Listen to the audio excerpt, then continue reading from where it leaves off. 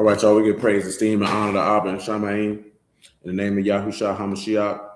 Pick this up at John chapter 5, verse 39. Search the scriptures, for in them you think you have eternal life, and they are they which testify of me. And you will not come to me that you might have life. I receive not honor from men, but I know you, that you have not the love of Elohim in you. I come in my Abba's name, and you receive me not. And if another shall come in his own name, him you will receive. How can you believe which receive honor one from another, and not the honor that comes from Elohim only? Do not think that I will accuse you to Abba. There's one that accused you, even Moses, in whom you trust. As you believe Moses, you would have believed me, for he wrote of me. But if you believe not his writings, how should you believe my words? All esteem and praise to Abba and Shamaim in the name of Yahushua HaMashiach. Go to 1 Chronicles 28 and 19, and then Exodus 25 and 8. All this David, Yahuah made me understand in writing by his hand upon me all the works of this pattern.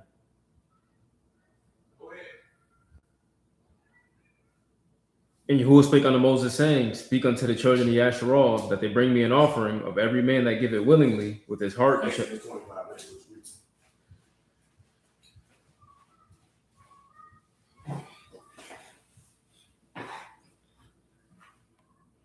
Shalom, me. Exodus 25 and 8. Let them make me a sanctuary, that I may dwell among them, according to all that I show you, after the pattern of the tabernacle and the pattern of all the instruments thereof. Even so shall you make it. Even so shall you make it. Shalom, Sister Regina. We were in Leviticus 2, Wednesday. Let's return. Leviticus 2 and 7. Well, you can make actually 2 and 4. And if you bring an oblation of a meat offering, baken in the oven, it shall be unleavened cakes of fine flour mingled with oil, or unleavened wafers anointed with oil. Mm-hmm. If your oblation be a meat offering baken in a pan, it shall be a fine flour, unleavened, mingled with oil. Mm-hmm. You shall part it in pieces and pour oil thereon. You should do what with it? Part it in pieces. You should do what with it? Part it in pieces. What you parting in pieces? The what? And pour oil thereon. No, you parting in pieces the meat offering, which is made of fine flour of what? Unleavened. Okay, Matthew 26 and 25. Peace, brother Omar, man. Then Judas, which betrayed him, answered and said, Master, is it I? He said unto him, You have said. As they were eating, Yahushua took bread and baruched it and brake it, and gave to the disciples and said. He did what with it? Took bread and baruched it and brake it. What the law say you're supposed to do with this meat offering? Part it in pieces. Let me see something real fast.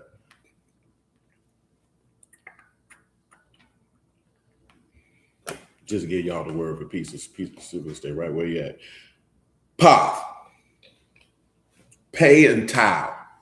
Give me what you got for pay and tile. That is a fragment. That is a bit. That is a morsel of bread. A piece. A bit. A meat. A morsel. Just on general principle. While y'all thinking about pay and tile, get me Proverbs chapter 6, verse 24.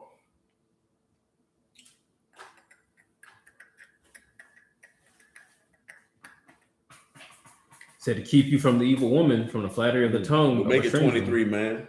Said keep you from the evil woman.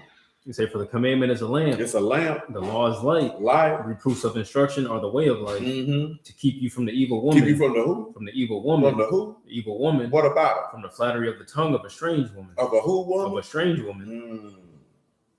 Now, this is in this instance is referring to Yasharal, because the word is what kept him. Give him kept, man, so they can hear the definition again. I think we talked about that Wednesday, if my memory serves me correctly. Shamar, to keep, guard, reserve, to give heed. And we were talking about that as far as what keep you, that fence or that hedge. That was Wednesday. The word guard you from that evil woman. The word guarded Yahushua from Yasharal. She that evil woman. In this instance, what you about to read, when he tell you what a whorish woman gonna do. You know what I'm talking about? See,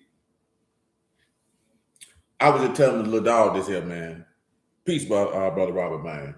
Like I told you, right, dude done got put out there. Dude who teach the word, man, about how he talked to his wife, pimping on his wife. That's neither here nor there. I'm gonna mention this here because I think I told y'all this before. A lot of ladies specifically make terrible decisions, but they leave themselves an out. And that out is so they can play the victim later in regards to not taking accountability for the choices and decisions that they make. You understand? Because like in the room that we be in, when it be, you know what I'm saying, ladies got issues, they come in there. So they feel like, hey, they can come in there, they can have a voice, they can be able to say whatever it is that they believe that they need to say. And that's cool. I ain't got no problem with that. But the curator of that space, along with myself and maybe a few others, we be listening to what these people be saying. You know what I'm saying? And these people don't be no victims, man. You know what I'm talking about? Listen, we had a lady tell us she 41 years old. 41 years old, blood. And she let a dude bang-a-lang her up in less than 60 days. Maybe even less than a couple weeks. And then you talking about he played you. No, he didn't play you. You played yourself. You wanted wee-wee just as much as he wanted to give you something. Your first thought should have been in your brain, if we both claiming to serve God and we hunching in 30 days, there's a strong chance this probably not going to go good. You know what I'm saying? See, at 41 years old, you can't turn around and say he manipulate. You're a grown woman with an adult child, but you want to play the victim later and say, nah, ain't nobody did nothing to you. Ain't nobody did nothing to you. Man, we heard another lady, man, she had to be in her mid to late 40s when this occurred. You let a nigga come to your house who you don't know, who you met off a dating app, bring weed and wine, and you ask him to spend the night. So you know what happened when they spent the night, and he spent the night, and you thought some godliness was gonna come out of this nigga? Listen, the lady been making videos about this stuff, right? The lady said this man led. You know what she said he led with? All your money come to me. Now listen, it's people in the world, in the word, who that's how they operate with their women. They gonna tell them up front, hey man, check hit your hand and need to hit my hand. I'm gonna handle that. I find it funny that women balk at that, but then they say a man should hand over his whole check to his wife because that's what your great granddaddy did. But that's another conversation for another day. It's just the hypocrisy in that. You knew what time it was. You agreed to that. Now jump went sour. Now you talking about you want your money back. No, that's not how that works. Ain't nobody dupe you. Because if that's not what you wanted to do, you could have said no. But you know what you did? You thought you had a lick with something, and you tried to come up, and she actually stated this, well, you tried to come up with reasons to rationalize this in your brain why you should do it. Now it done went sour. Now you want to be a victim. You're a victim to your own choices, man. And that's it. And the problem is, people need to tell people that. You're a victim to your own choices. You know what I'm saying? And it is what it is. And because you know what it ends up doing when you do that? It marginalizes women who are actually being beat. You know what I'm saying? Who are actually being done dirty. Because something didn't go the way you wanted it to go. And now you want to say, oh, he's a brutal monster. He's this, that, there, and the third. No, you know that you actually are the monster, man. And you know what makes you a monster? Because it doesn't bother you. You don't mind in destroying a man's reputation, integrity, and name in order to be able to skate away with no accountability for your bad decisions and choices. You know what I'm talking about? And I'm mentioning that because as a whole, without maybe the victim playing, this is how Yahuah operates as a whole. You know, we're going to pull the verse in it. Hosea 4:6 on general principle.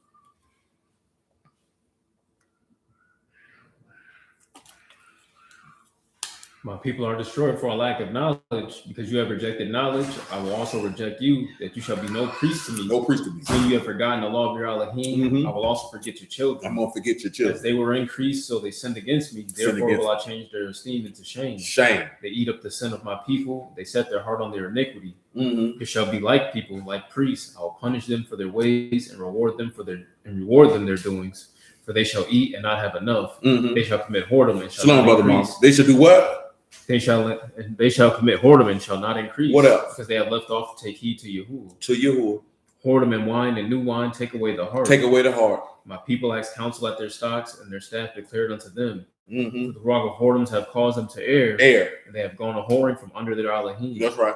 They sacrifice upon the tops of mountains, burn incense upon the hills. They do. Under oaks and poplars and elms, because the shadow thereof is good. It's good. Therefore your daughters shall commit whoredom. Your daughter should do what? Commit whoredom. Why? And your spouses shall commit adultery. Why? I will not punish your daughters when they commit whoredom. Why? Nor your spouses when they commit adultery. Why? For themselves are separated with whores. With whores. And they sacrifice with harlots. Therefore the people that do not understand shall fall. Listen, man. That man said, I'm not going to punish your daughters and your wives when they do this, because your daddies and your husbands do it when they do this to other gods. You know what I'm talking about? So when you sit back and you look at that, right? Excuse me. And you see the level of whoredom that go on. I mention this here because he's saying what you see with natural whoredom is what you see these men do with spiritual whoredom.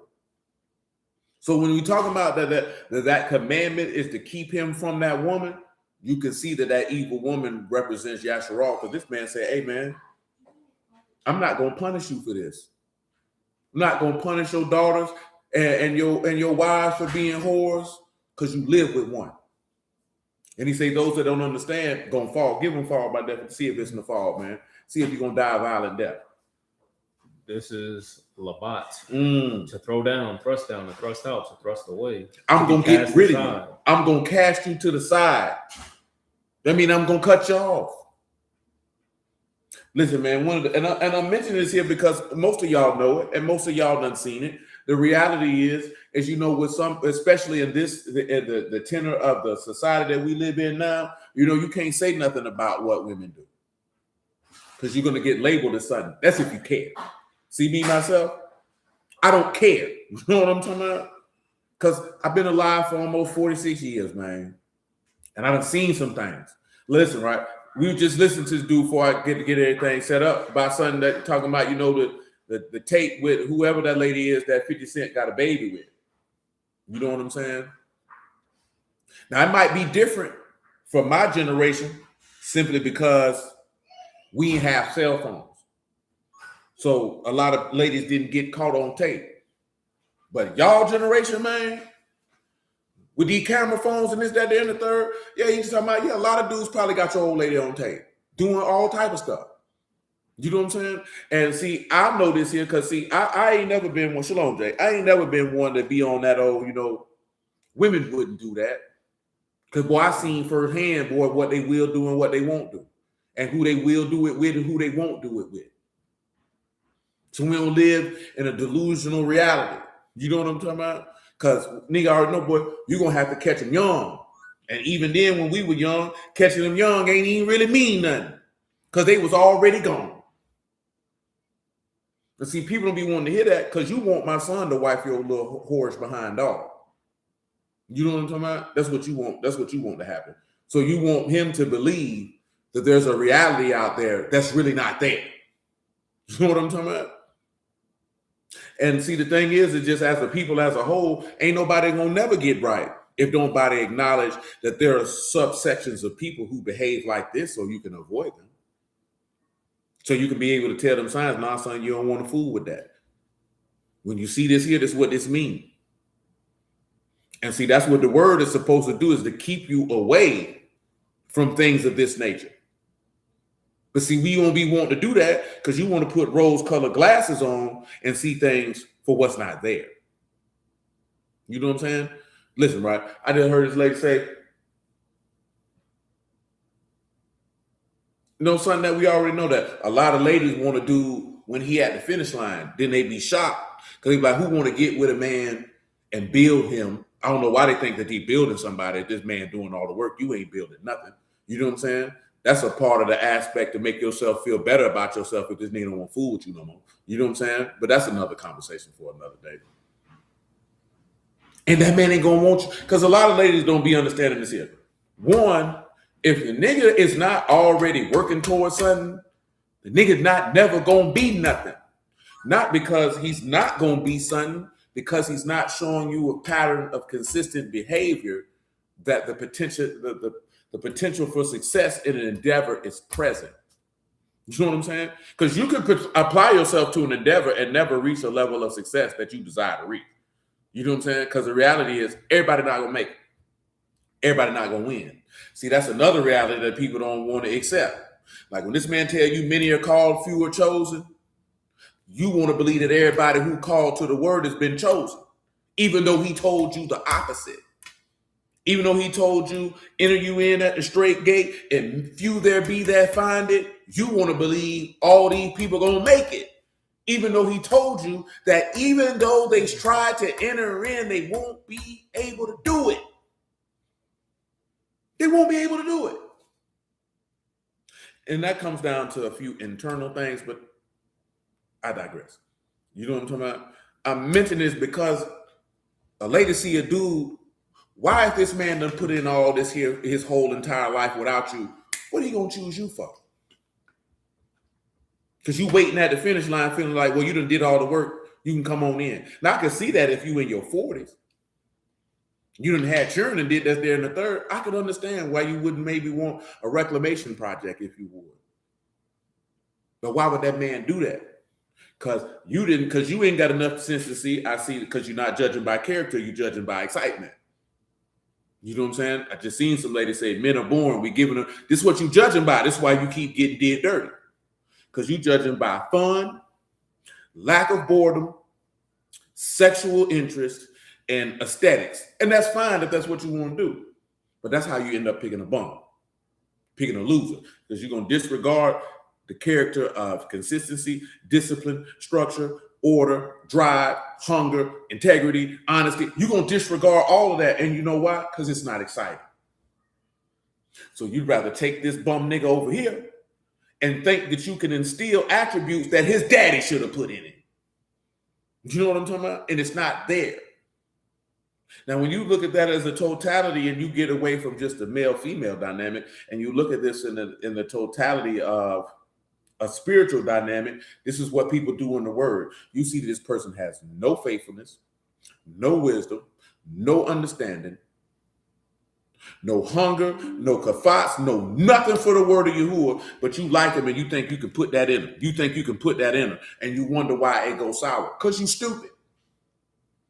Because you stupid. You know what I'm saying? There's no other way around that. You're stupid.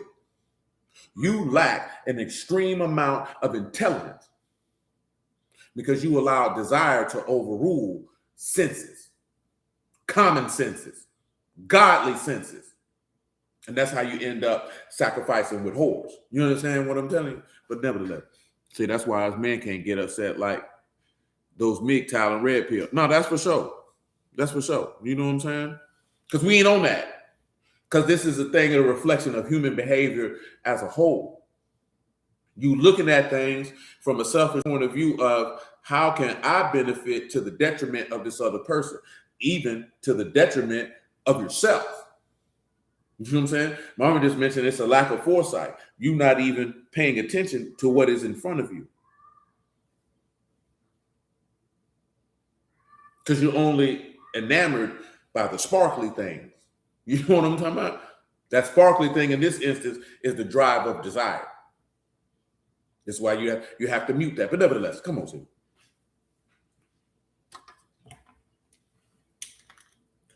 We go to Jose. Mm-hmm. Go back to Proverbs 6. Yep. Verse 25.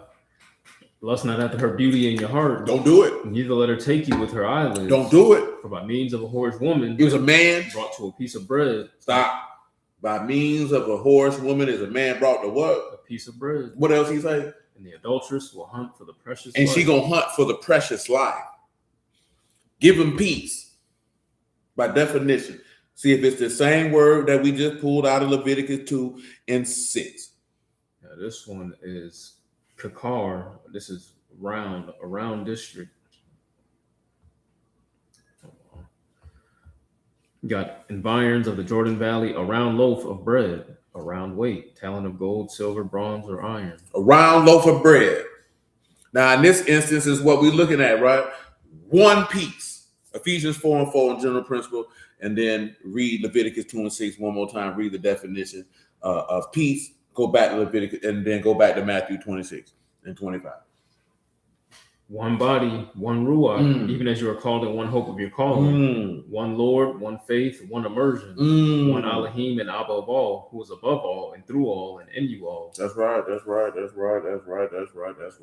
Leviticus 2:6.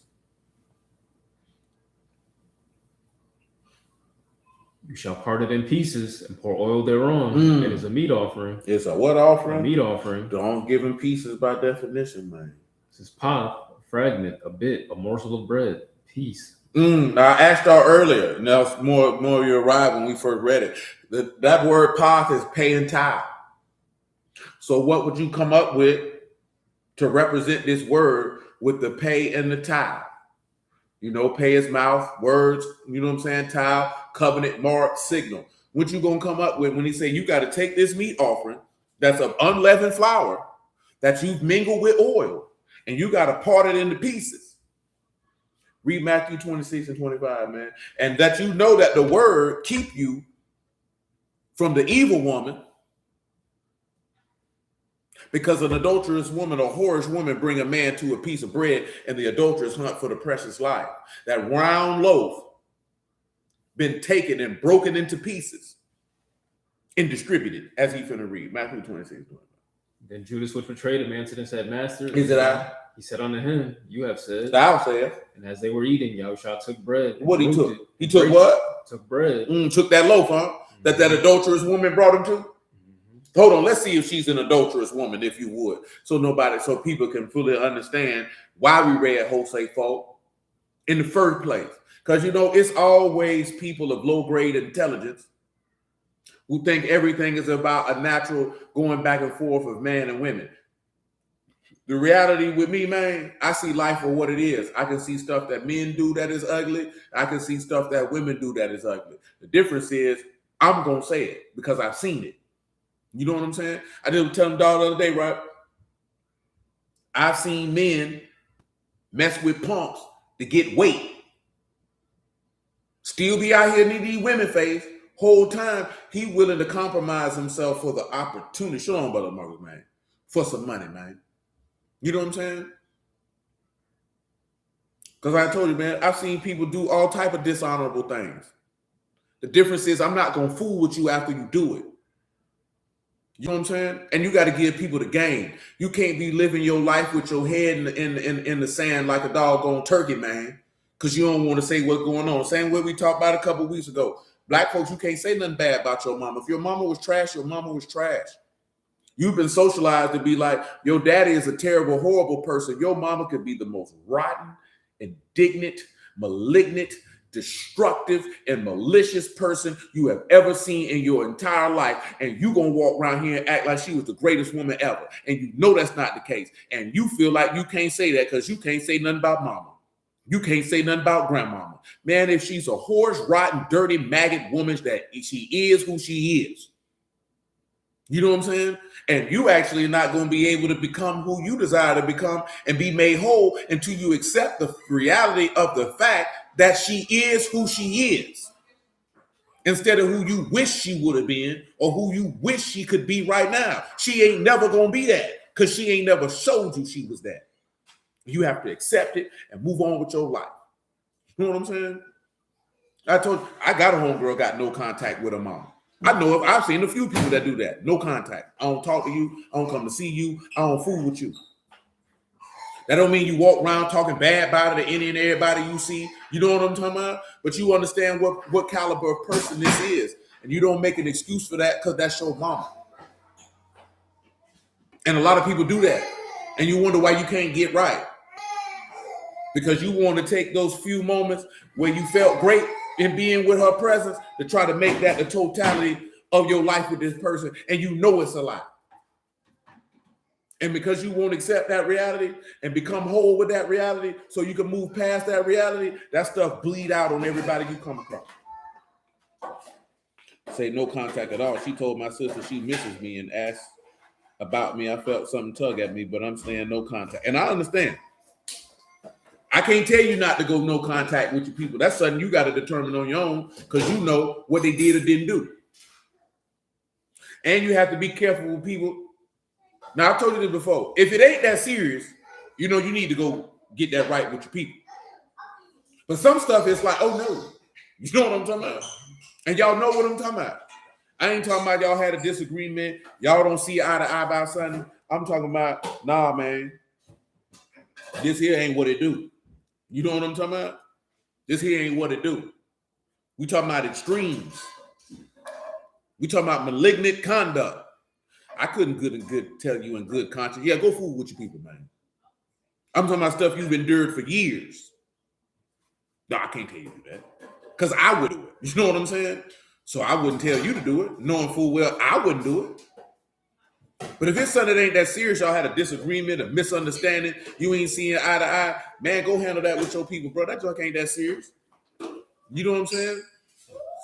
If you know it's something that can be handled by just simply having a conversation, go have the conversation. If it's a pattern of abuse, whether mental, emotional, or physical, for over well over 3+ years, hell no, man. You going around that far so they can beat you up again? All right now, boy. You gonna hit that noggin, boy. You gonna hit that noggin, boy. Go ahead, man. Matthew 26 and what? 26. 26 and 26. He's saying as they were eating, Yahushua took bread and baruched it. And he took what? Took bread and baruched it. And what he did with it? And break it. And what he said? He came to the disciples and said, take, eat, this is my body. Tell them what broke it mean, man. That is to break. Took that piece of bread and broke it, ain't it? Mm-hmm. What y'all got for paying towel, though? Dwayne Jamal. Come here. Come here, little boy. I'm waiting on y'all. Paying towel. Come here, son. See you bucking, boy. You ain't know what I got for you. That's your loss. Hey, leave that trash can alone, son. He's picking up some trash that fell behind him. Paying towel. I got time, cuz.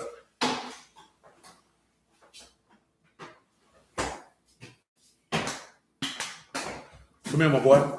Don't you put that on that wall. Come here. Don't you put that on the wall, boy. You're line stepping, son.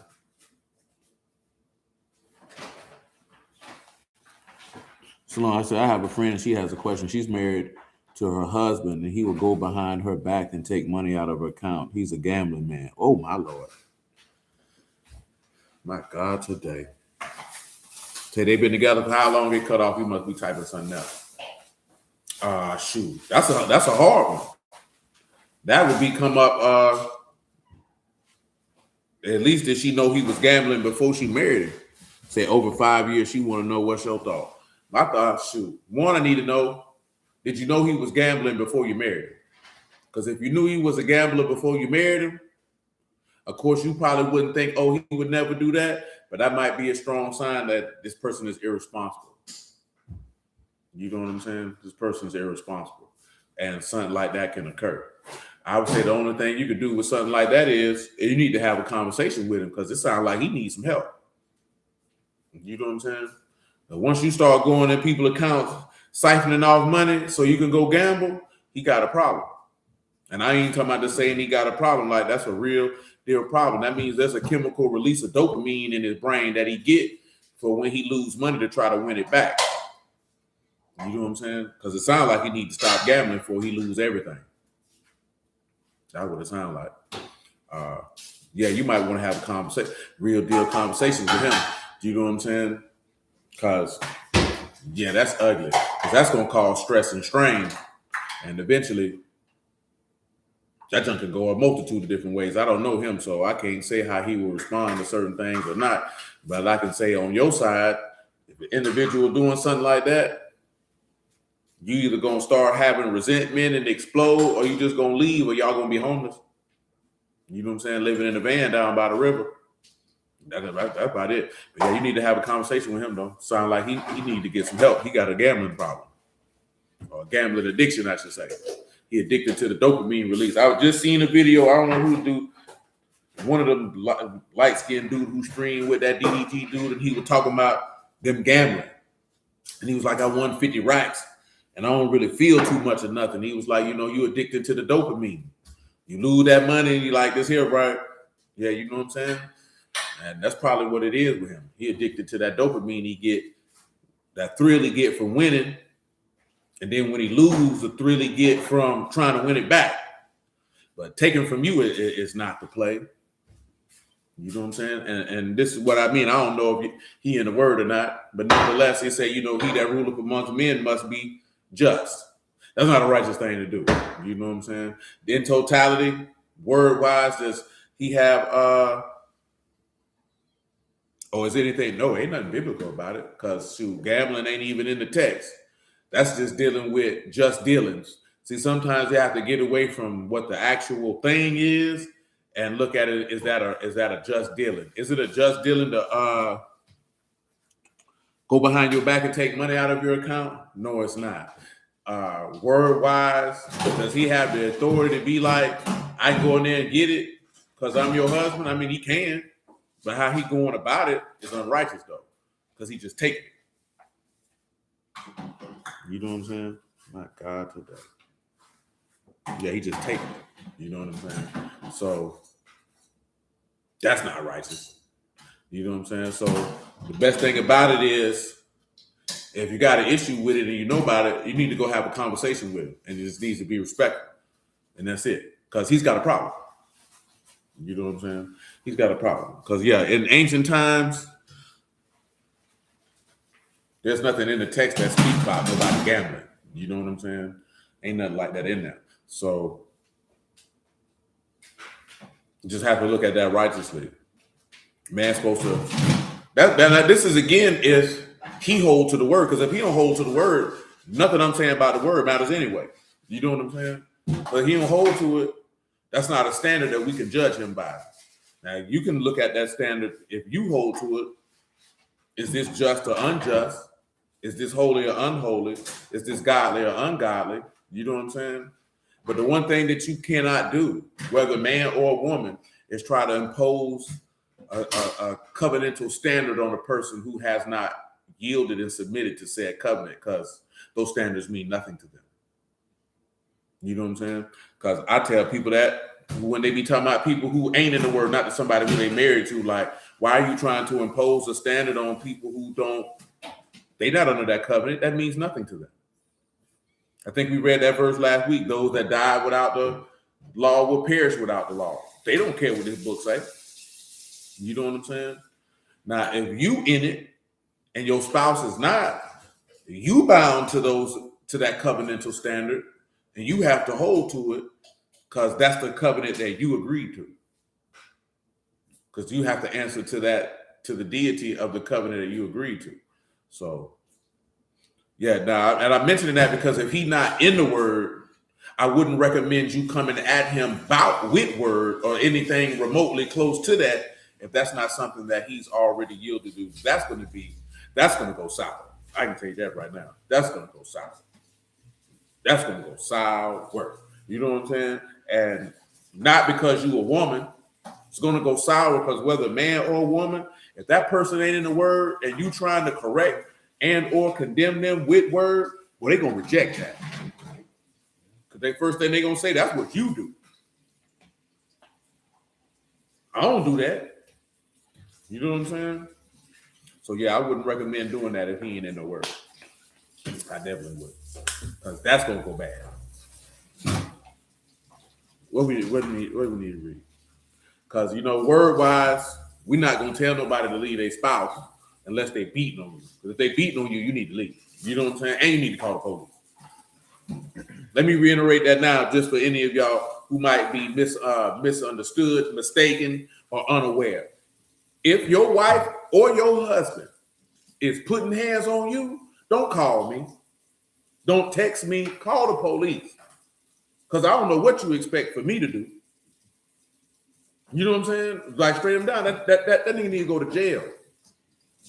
Don't call me. Because he done already violated. Also, what you think, he going to listen to me? If he didn't fear God enough not to put his hands on you, he definitely not going to listen to me. He need to go to jail. And guess what? When he go to jail, you don't need to bond him out. You don't need to get him a lawyer. You don't need to send him no commissary. He need to sit in jail and suffer the consequences of the decision that he made. Simple as that. You talking about this other day, because, domestic violence situations are very, very volatile. And the fact that you think that you want to call your people and listen, police officers don't like to go into domestic situations because of how volatile they are. And you want to call someone who is untrained with an emotional connection and bond to you into a volatile situation, not even knowing whatever emotional connection or bond you got to the person who is abusing you. This is how people end up dead. Because you should have called the police and let them handle it. Because you want me to come over there and handle it and be this tough old super gangster. Now I'm going to jail for murder. Now he done shot me. Call the police. Don't call me. What you want me to do? Beat him up? That's what them ladies were saying. Y'all should come over there and beat. I'm not coming over to beat nobody up. That's not my job. That tells me how much you don't value my life. You know what I'm saying? Because the lady got upset when we talking about y'all need to ride and come up and hit. I say, no, I don't. You need to call the police. Oh, y'all cowards. Y'all got daughters? No. You just told me you don't value my life. You just told me that if this person do something to you, you think so little of me that my life is expendable to come defend you. So you said, F my wife, F my children, F me. As long as you get the retribution and recompense that you want on this individual, you don't give a damn what happened to me. But guess what, ho? I care what happened to me. You know what I'm saying? So I'm not going to let my love, care, and concern for you override that I care what happened to me. Because I'm not going to let you bring me in those situations that could risk my life to prove something to you. Because that's what you want me to do. You want me to prove that I'm your protector. Nah. Call the police. You know why? Because if I go over into this situation, it's two things that I have to come to grips with on my way there. That one, I could be killed, and two, I'm going to have to kill this man. You know what I'm saying? And because I was telling the ladies, y'all think it's just going to be a fist fight and it's over. That's what y'all think going to happen. He going to beat you up. He going to beat him up. And then, no, that's not how that works, baby. You're talking about violence and pride and ego. That's not how that's going to work, my baby. That is not how that's going to work. I mentioned that to him, but I told you about the two brothers got killed in Miami. She called them boys around there. They beat that dude up, and then he go to his car and get a gun. And guess what they did? He knocking on the door. They open it for him. You underestimating this man and what you think he will and wouldn't do. Because you're not understanding the volatility of emotion in this particular situation and circumstance. Now you dead. And now this woman had to watch her two brothers die because you didn't value their life.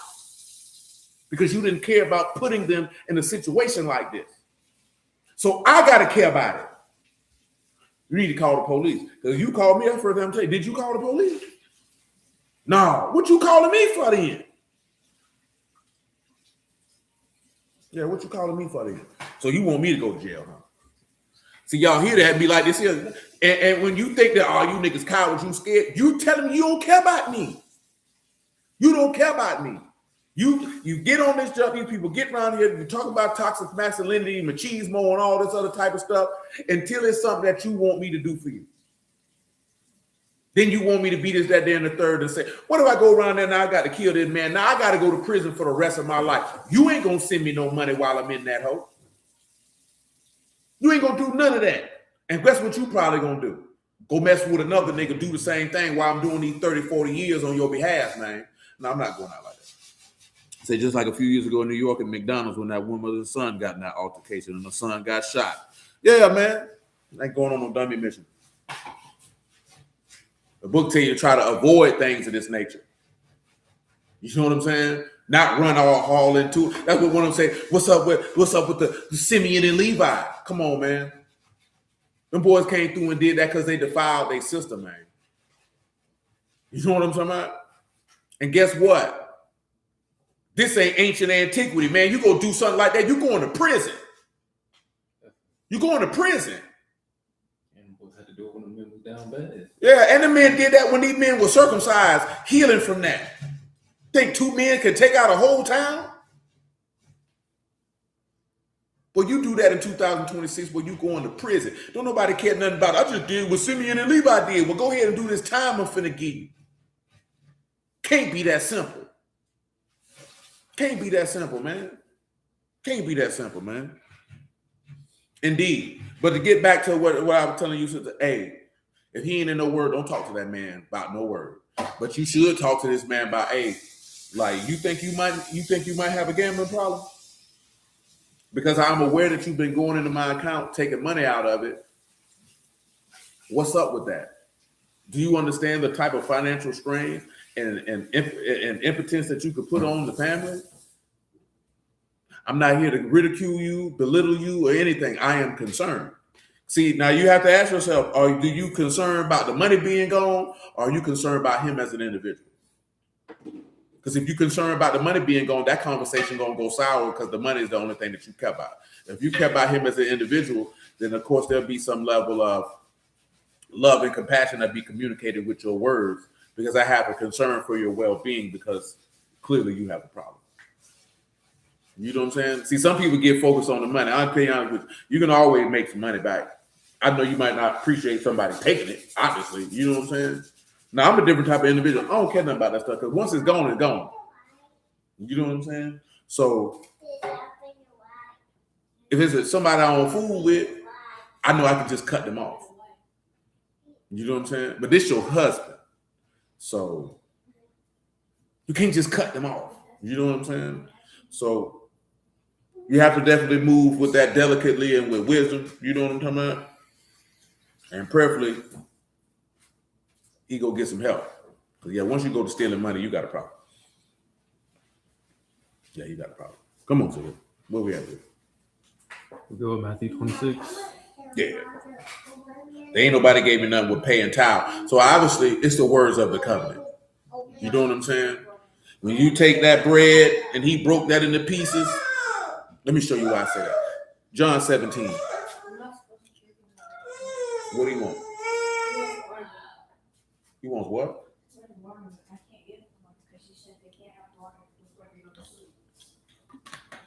Come here, Dwayne. Go ahead. What verse? What other story? John 17. Oh, 17 and 13. Calm down. Ain't no water up there, boy. Calm down. And now come I to you, and these things I speak in the world, that they might have my joy fulfilled in themselves. Hey, come on. See, I've given Hey, them, somebody, you need to come get it. We'll take it back in there. see, I've given them your word, and the world have hated Start them. that over. No, take them in there. John 17 and 13. Now I come to you, and these things I speak in the world, that they might have my joy fulfilled in themselves. I have given them your word, and the world have hated them, because they are not of the world, even as I am not of the world. Right. I pray not that you should take them out of the world, but that you should keep them from the evil. They are not of the world, even as I am not of the world. Right. Sanctify them through your truth. Your word is true. That's right. If you have sent me into the world, even so have I also sent them into the world. And for their sakes I sanctify myself, that they also might be sanctified through the truth. Neither pray I for these alone, but them also which shall believe on me through their word. I don't pray for these who? Alone. But those that are what? Shall believe on me through their word. So that's why you see once he take that bread and he gave it to him and piece it out, it get moved out. It get moved out. You know what I'm saying? And of course, that goes into, the harvest is plentiful, laborers, are few type of deal. Back to Leviticus 2 and 6. And that's unfortunate, though. I hate that for him. Go ahead. You shall part it in pieces and pour oil thereon. It is a meat offering. If your oblation be a meat offering, bake it in a frying pan. It shall be made of fine flour with oil. Yeah. You shall bring the meat offering that is made of these things unto Yahuah. Bring it to who? Unto Yahuah. And when it is presented unto the priest, he shall bring it unto the altar. And the priest shall take from the meat offering a memorial thereof. And we talk about that for memorial. This you do in remembrance of me. But give a memorial again by definition in case they forgot in 2 days. As Karah, a memorial offering, the portion of the meal offering which is burned. A memorial offering, the portion of it that burned. And we talked about that Wednesday, the furnace of affliction. Continue on, sir. And the priest shall take from the meat offering a memorial thereof, shall burn it upon the altar. It is an offering made by fire. That's right. Of a sweet savor unto Yahuah. Come on. That which is left of the meat offering shall be Aaron's and his sons. It is the thing most Kadash of the offerings of Yahuah made by fire. The meat offerings is the most Kadash of anything made by fire. Go ahead. No meat offering which you shall bring unto Yahuah shall be made with leaven. Shouldn't be made with what? With leaven. What? Pause. 2 Peter chapter 2, verse 21. It can't be made with what, Sylvia? Leaven. Go ahead. I said 2 Peter. It's 1 Peter 2 and 21. Shalom, brother Ernie. For even hereunto were you called, because of Mashiach also suffered for us, leaving us an example that you should follow his steps. Follow his steps. Who did no sin. No what? No sin. So this ain't had no leaven in it. Go ahead. Neither was guile found in his mouth. No leaven in it. Who, when he was reviled not again. No leaven in it. When he suffered, he threatened not. No leaven in it. But committed to him that judged righteously. No leaven in it. Go ahead. Who his own self bare our sins in his own body on the tree, that we being dead to sin should live unto righteousness, by whose stripes we were healed. No leaven in it. Ain't no leaven in it. You see what I'm talking about? Come on back to Leviticus 2, man. Verse 11. I think we read that the other day in 1 Corinthians 5 and 6. You can read it again. So 1 Corinthians 5 and 6. You can make it 5 and 3, actually. For I truly, as absent in body, but present in Ruach, have judged already, as though I were present, concerning him that have done this deed. Yep. In the name of our Lord Yahushua HaMashiach. Yep. For you are gathered together in my Ruach with the power of our Lord Yahushua HaMashiach. Yep. To deliver such a one unto Hashatan for the destruction of the flesh, that the Ruach may be saved in the day of the Lord Yahushua. Right. Your esteeming is not good. It ain't good. Know you not that a little leaven the whole lump? A little what? Little leaven the whole lump. Give him the Greek definition 11. We'll come back and read the Hebrew definition 11 in a moment. You got zume, you got leaven. Go ahead. Metaphorically, of inveterate mental and moral corruption viewed in its tendency to infect others. Inveterate mental corruption, which is why he tell you evil communications corrupt good manners. It's why certain laws tell you don't fool with people like this here. Same way he say the law guards you and keep you from the evil woman. Even when you look at don't lust after her beauty with her eyelids, we were supposed to read Jeremiah to show you how Yasharal was an adulterous woman who hunt for the life, because it tell you, you know what I'm saying, you're not a woman who, well, that's Ezekiel 16 that I'm going to say, who scorn higher, but a woman who take others instead of her husband. You know what I'm saying? It's in Jeremiah 3 where it talk about her being an adulteress also. But this is the thing, right? You know, the book tell you that the fear of Yahuah is the beginning of wisdom. One of the things that grossly get neglected is what we mentioned with Shamar, how the word will guard and keep you. You know what I'm talking about? What did I mean by that? See, a lot of people be like, I want God to keep me. Well, he keep you through his word. That's what we read. Read it again, Sylvia. 1 Peter chapter 1, verse 6. See, we want something to be something fantastical. He keep you with his word. He guards you with that. If you take heed to his word, then he can guard you. People don't take heed to his word, so he can't protect you. Say, wherein you greatly rejoice, though now for a season, if need be, you are in heaviness through manifold temptations. The trial of your faith being much more precious than of gold that perish, though it be tried with fire, might be found in a praise and honor and esteem. Beg it up to 5, because what I need is before. Yep. Go ahead. Say, who are kept by the power of Allah through faith. You kept by the power of God. We read it's a hedge. It's a fence. We read that where Satan said, I can't touch him because there's a hedge on him. It's a fence. You know what I'm talking about? So when you take into account and you look at that, right? He said through the power of God. We read earlier that the instructions is what keep you or guard you from, because you're supposed to take heed to the word. That's going to protect people fall in situations because you don't take heed to the word. So he tell you, if a person is strifeful and contentious, do this. If a person is lust-filled, do this. But you know what we think we can do? I think I can love that. You know what? And you know what people get? We got to show grace to people. I can show grace to you and not be intimately involved with you. You can't be this stupid. You know what I'm saying? You can't see things that are concretely against the word and think that you're going to love that out this person. So you're not going to allow the word to keep you. Because he told you the commandment, read again, Sid, Proverbs 6 and 24.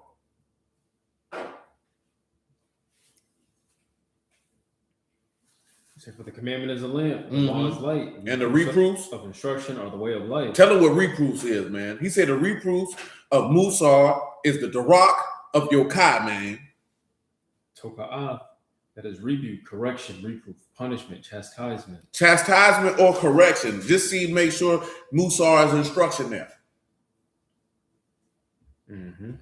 So tell them what that means, just in case they know. God, discipline, chastening, correction. Listen, so he say the rebuke or the correction of chastening and instruction is Darak, which is the way of life that you should be living. You know what I'm saying? That's what he said them instructions is for, man. But see, we think it's just don't eat no pork and keep the Shabbat. Man, this give you all type of instructions. Case in point, this is the first one coming to my mind. He tell you, hey man, them Edomite women, them Egyptian women, shalom, man, them Amorite women, don't fool with them. He said it's not because that they have these nationality of people, it's because they worship other gods. They gonna pull you away from me. Don't fool with them.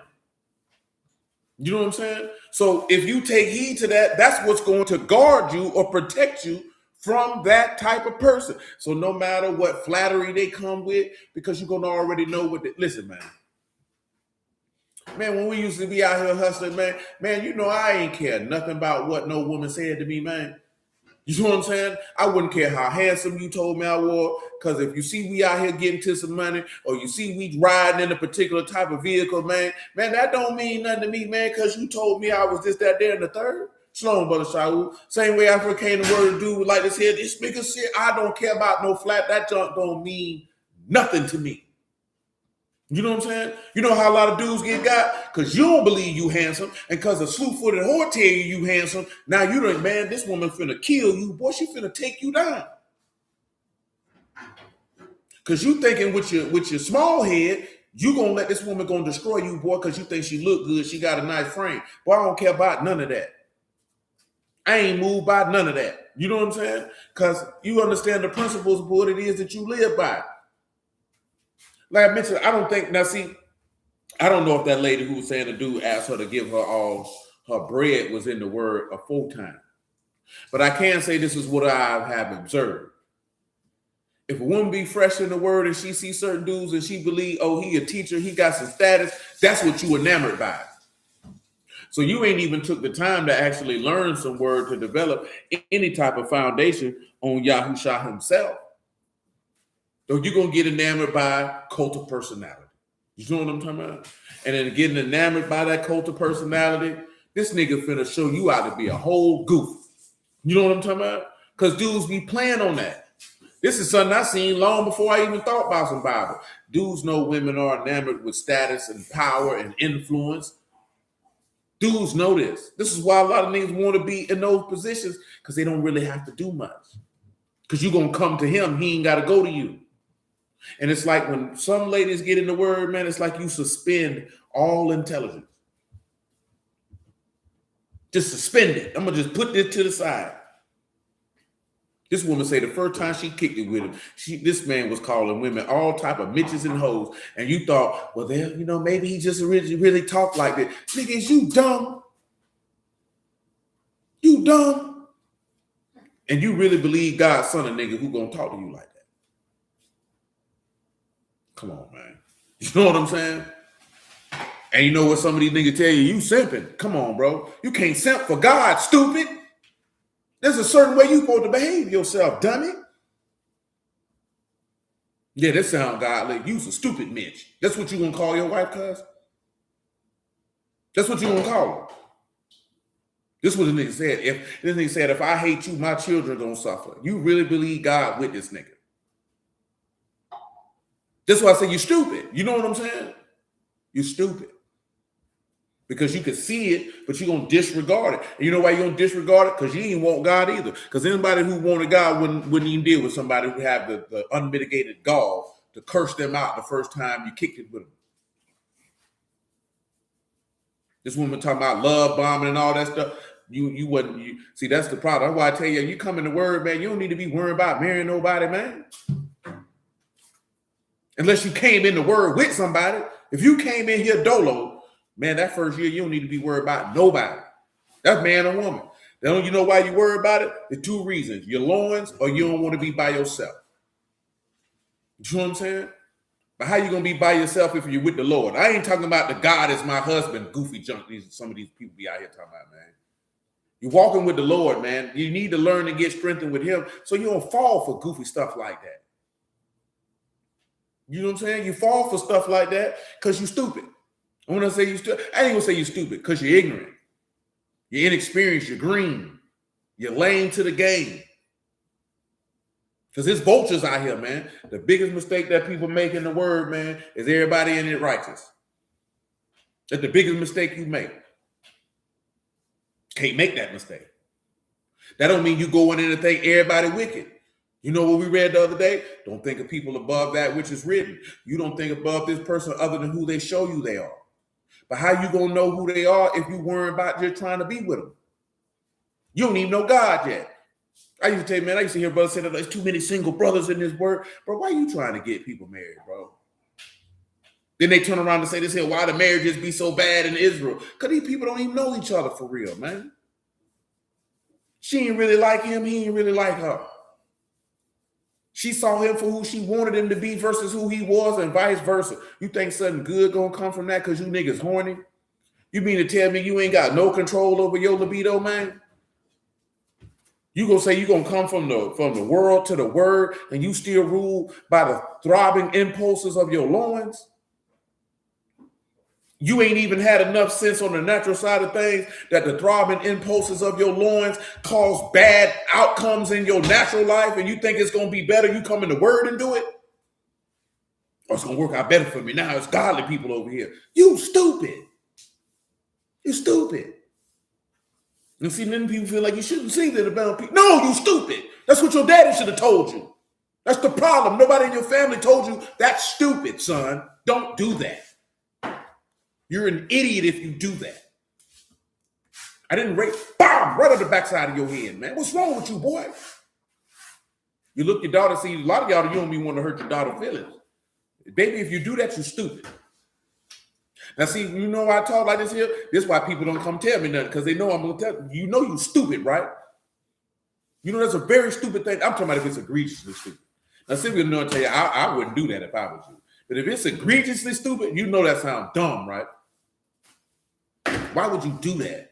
And you know what make it worse? Because everybody around you cheering you on, telling you to go do it. And you know why they cheering you on to tell you to go do it? Because they don't have to live with the outcome of you doing it. I've always told you that I'm not going to tell you what to do. We can sit down, we can look at the pros, we can look at the cons, and you make the decision. Because you the one got to live with it. I don't have to live with it. You know what I'm saying? So you need to be, and you're an adult. So you should have the ability to make your own decisions. But you should have the ability to make rational, wise decisions. And this is why the book tells you the reproof of instructions are the way of life. And we don't want to live in that way of life. Read it again, because they don't want to listen to God. Maybe they'll listen to God say it, man. God damn it.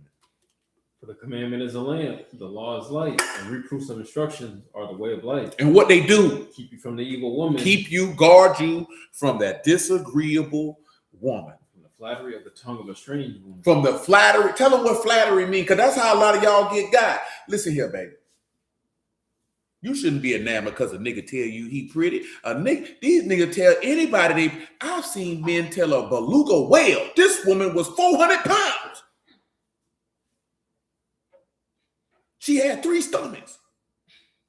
He told her she was pretty. You know why he did it. You shouldn't be moved by that. Go ahead, man. That's Kalal. You got portion or parcel or smooth part, smoothness. Smoothness. Don't let nobody come with that smooth tongue. See, that's what's wrong with some of y'all. You like smooth tongue. That's what got you in trouble. You know what I'm talking about? That's what got you in trouble. You looking for the next one. Stop doing that. Stop doing that. Listen, man, you better watch for people that say they words smoother than oil.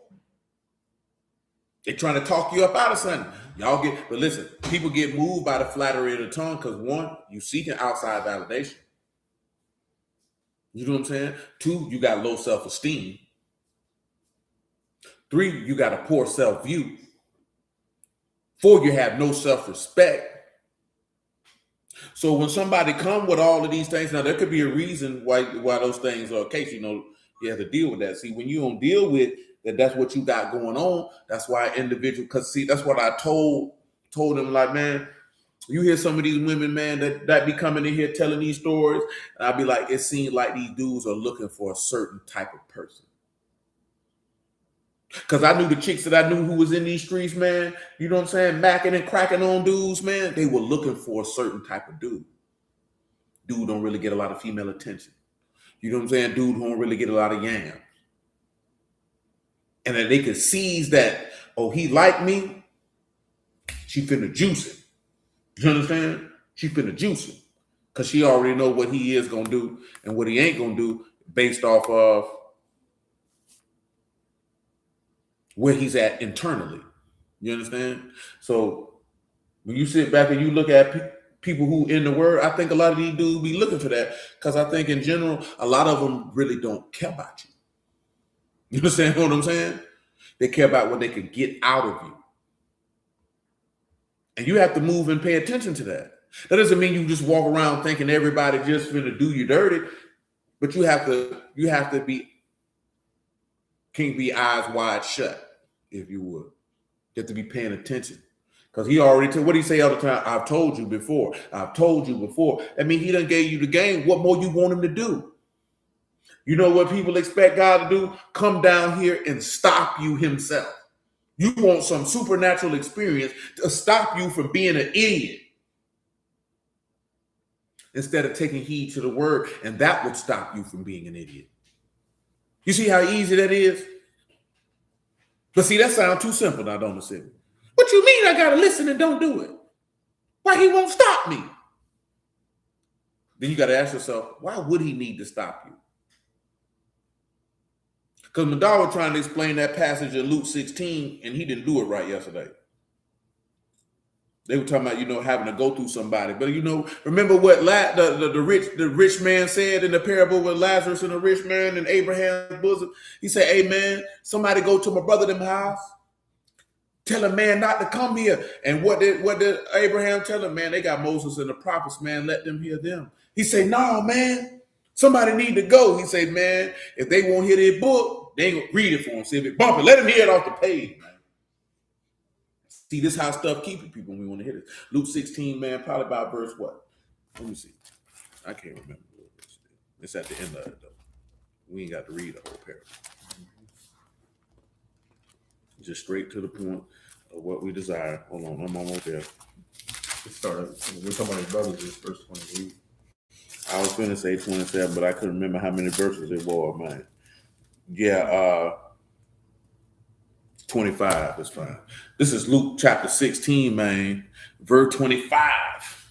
But Abraham said, son, remember you in your lifetime received your good things, and likewise Lazarus evil things. But now he is comforted, and you are tormented.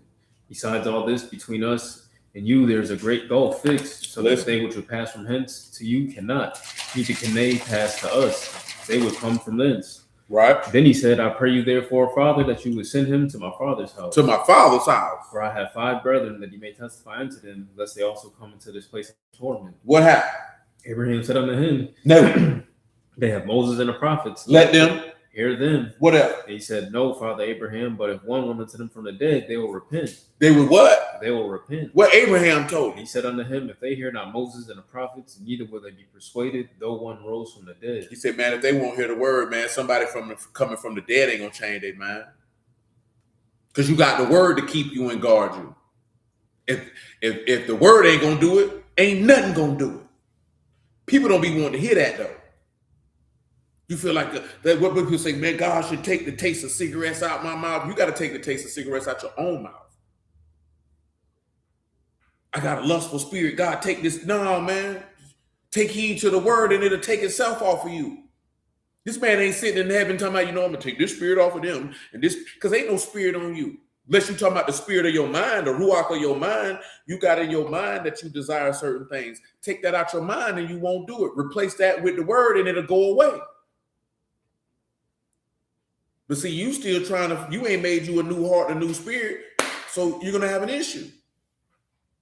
This isn't saying that your flesh gonna go away. Listen, man, you want to know the hallmark of that the word has kept you and is keeping you? That if you fall in negative situations and circumstances in life, and you have no desire to go against the word in any shape, form, or fashion, seeking something to make you feel better about what you're dealing with. You know what I'm talking about?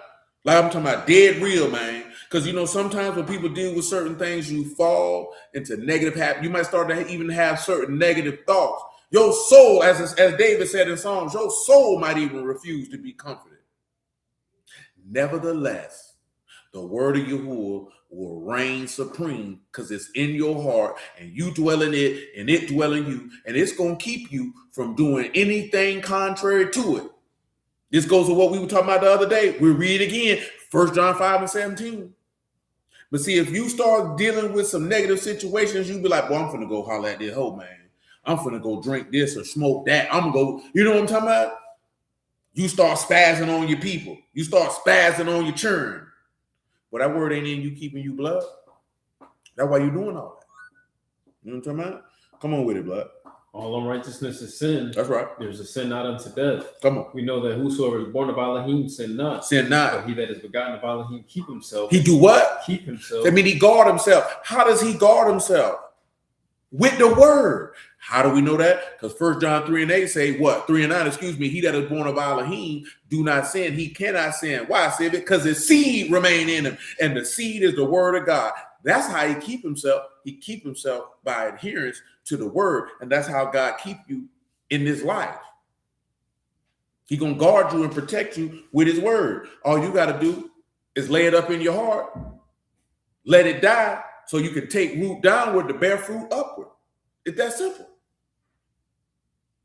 He ain't finna stick out no hand and say, son, don't get them yams. You supposed to already not got them yams because you take pleasure in him versus taking pleasure in yourself. I mean, we make excuses for it. There are no excuses, man. That's what you did. Now, you can give me your rationale on why you did it. See, an excuse is when you're trying to speak away of a choice. There's a difference of this was my thought process. This is why I did what I did.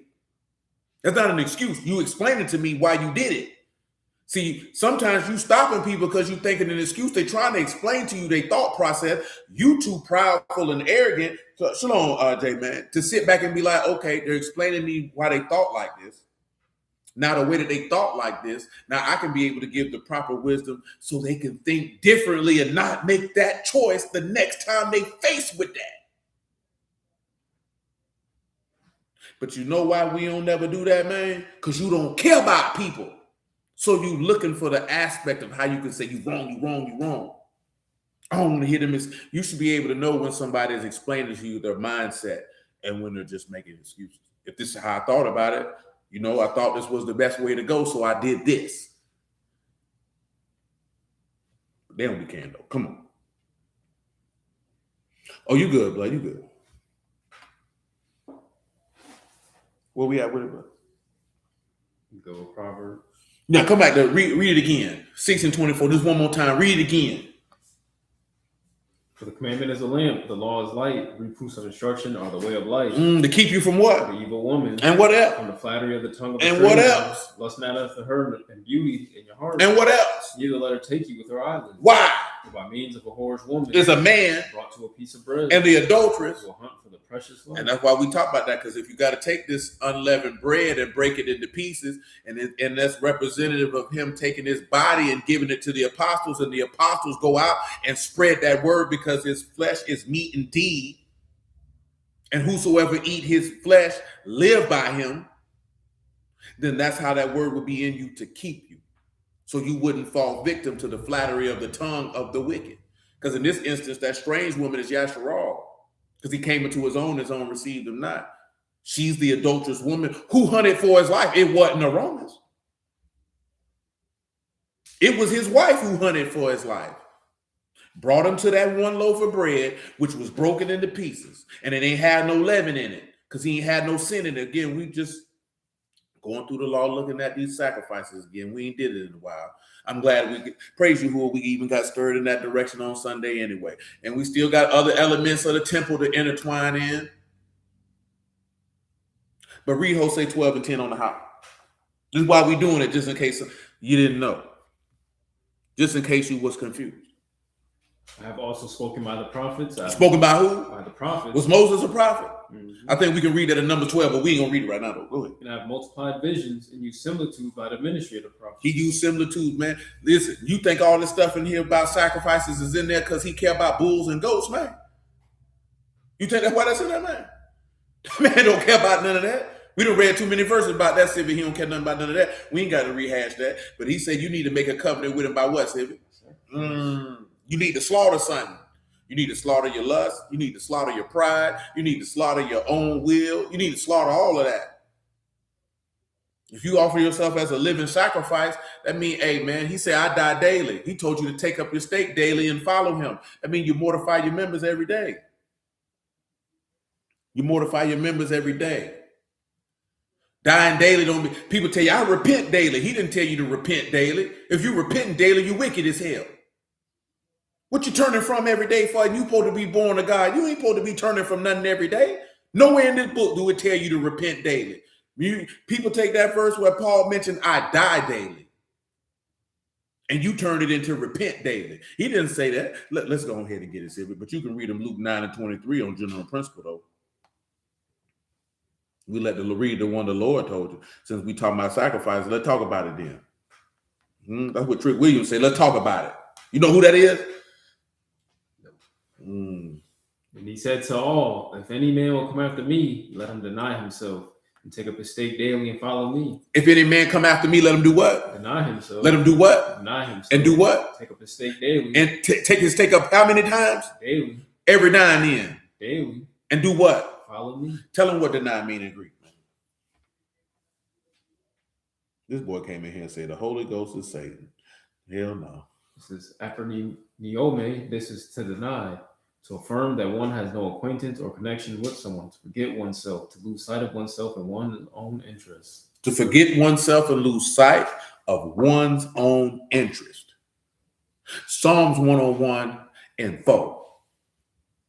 And that's where people sit back and get the game twisted at. And that takes us back to 1 Chronicles 28. When he say that you got to serve him with a perfect heart and a ready mind.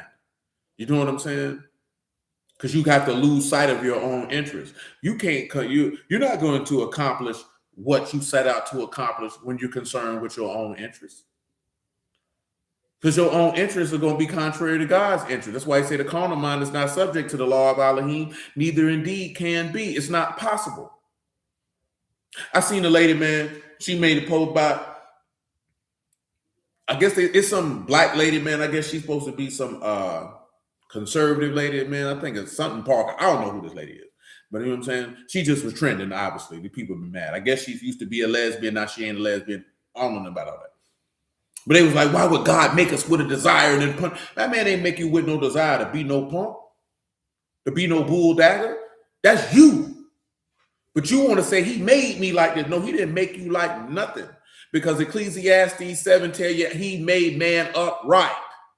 Man sought out many inventions. But you know, people won't read that verse because you want to come up with justifications and calibrations and all this whole other stuff and stuff. I ain't coming up with nothing. The man told you, let me read it off the paper, Sid. You stay where you at. Let me read it off the paper for the wicked nigga in the back who like to play with booty holes and put his mouth on people's vagina. You know what I'm saying? Well, a lady who like to put her mouth on people's vagina. This is Ecclesiastes 7 and 29. Lo, this only have I found, that Elohim have made man upright, but they have sought out many inventions, and just on general principle. So you know what upright, which is Yashar, and inventions is, so you can know completely and plainly and the language that this was written in of what they are communicating. Upright. Yad, Shan, Raj, Yashar. It's an adjective. It's a descriptive term. It's straight. It's upright. It's correct. It is right. It is level. It is pleasing. Straightforward. Just, which we would know would be Zadok, which is righteous. Fitting, proper, righteous, upright. That which is upright. Meet, pleased, well, righteous, straight, upright. That's how he made. Let me give you made. Let me get you made. We don't want you to leave away with nothing. Asa, that's work. Ayin, Shan, and Hey, a primitive root verb.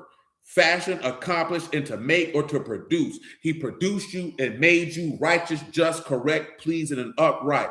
But you sought out many inventions. Sought out, just in case you want to know, Bakash, Bat, Kuf, and Shan. You desire, exact, or request, or seek.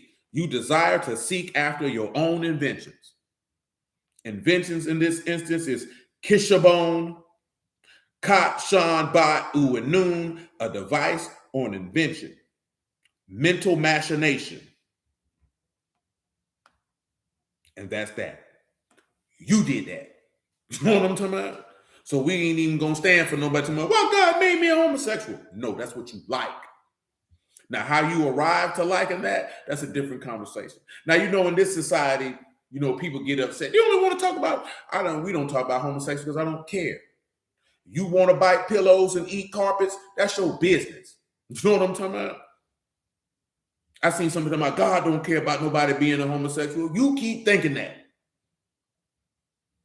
He care, just like he care about you being an idolater, an adulterer, a fornicator, a murderer, being malicious and spiteful.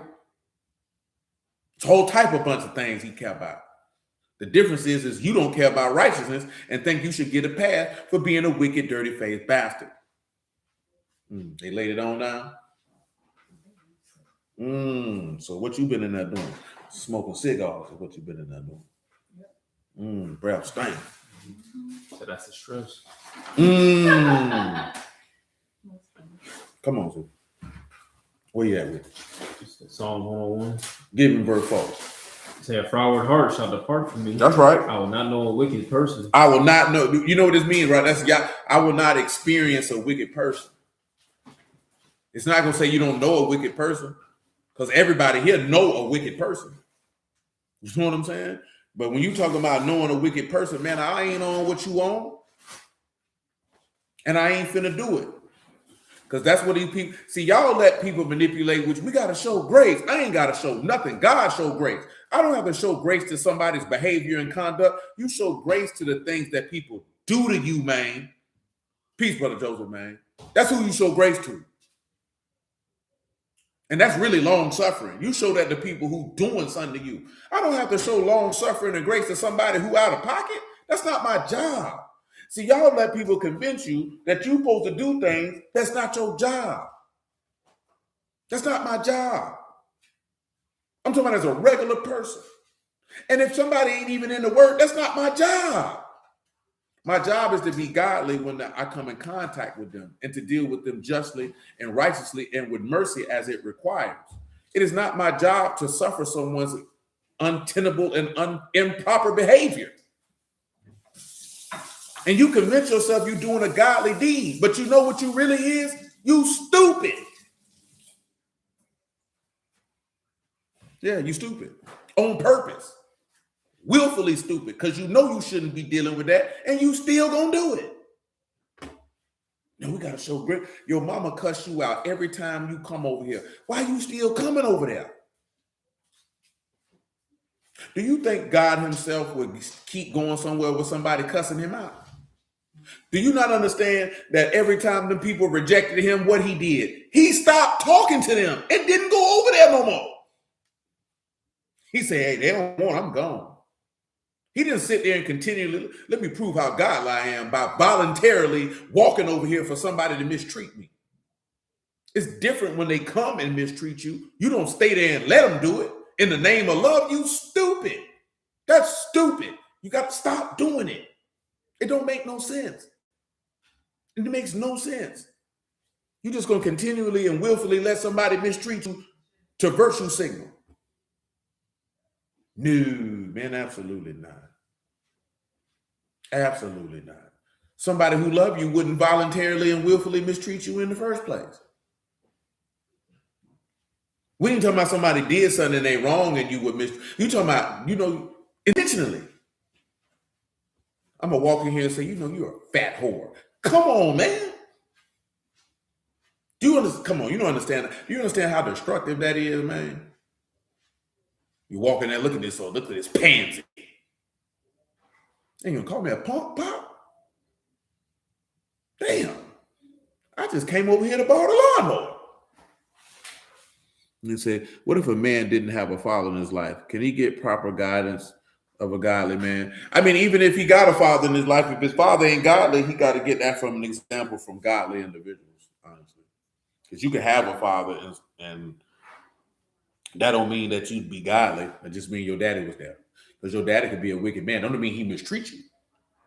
You know what I'm saying? Because remember, godly, by definition, is a faithful man. Now, then you have to ask, what is he faithful to?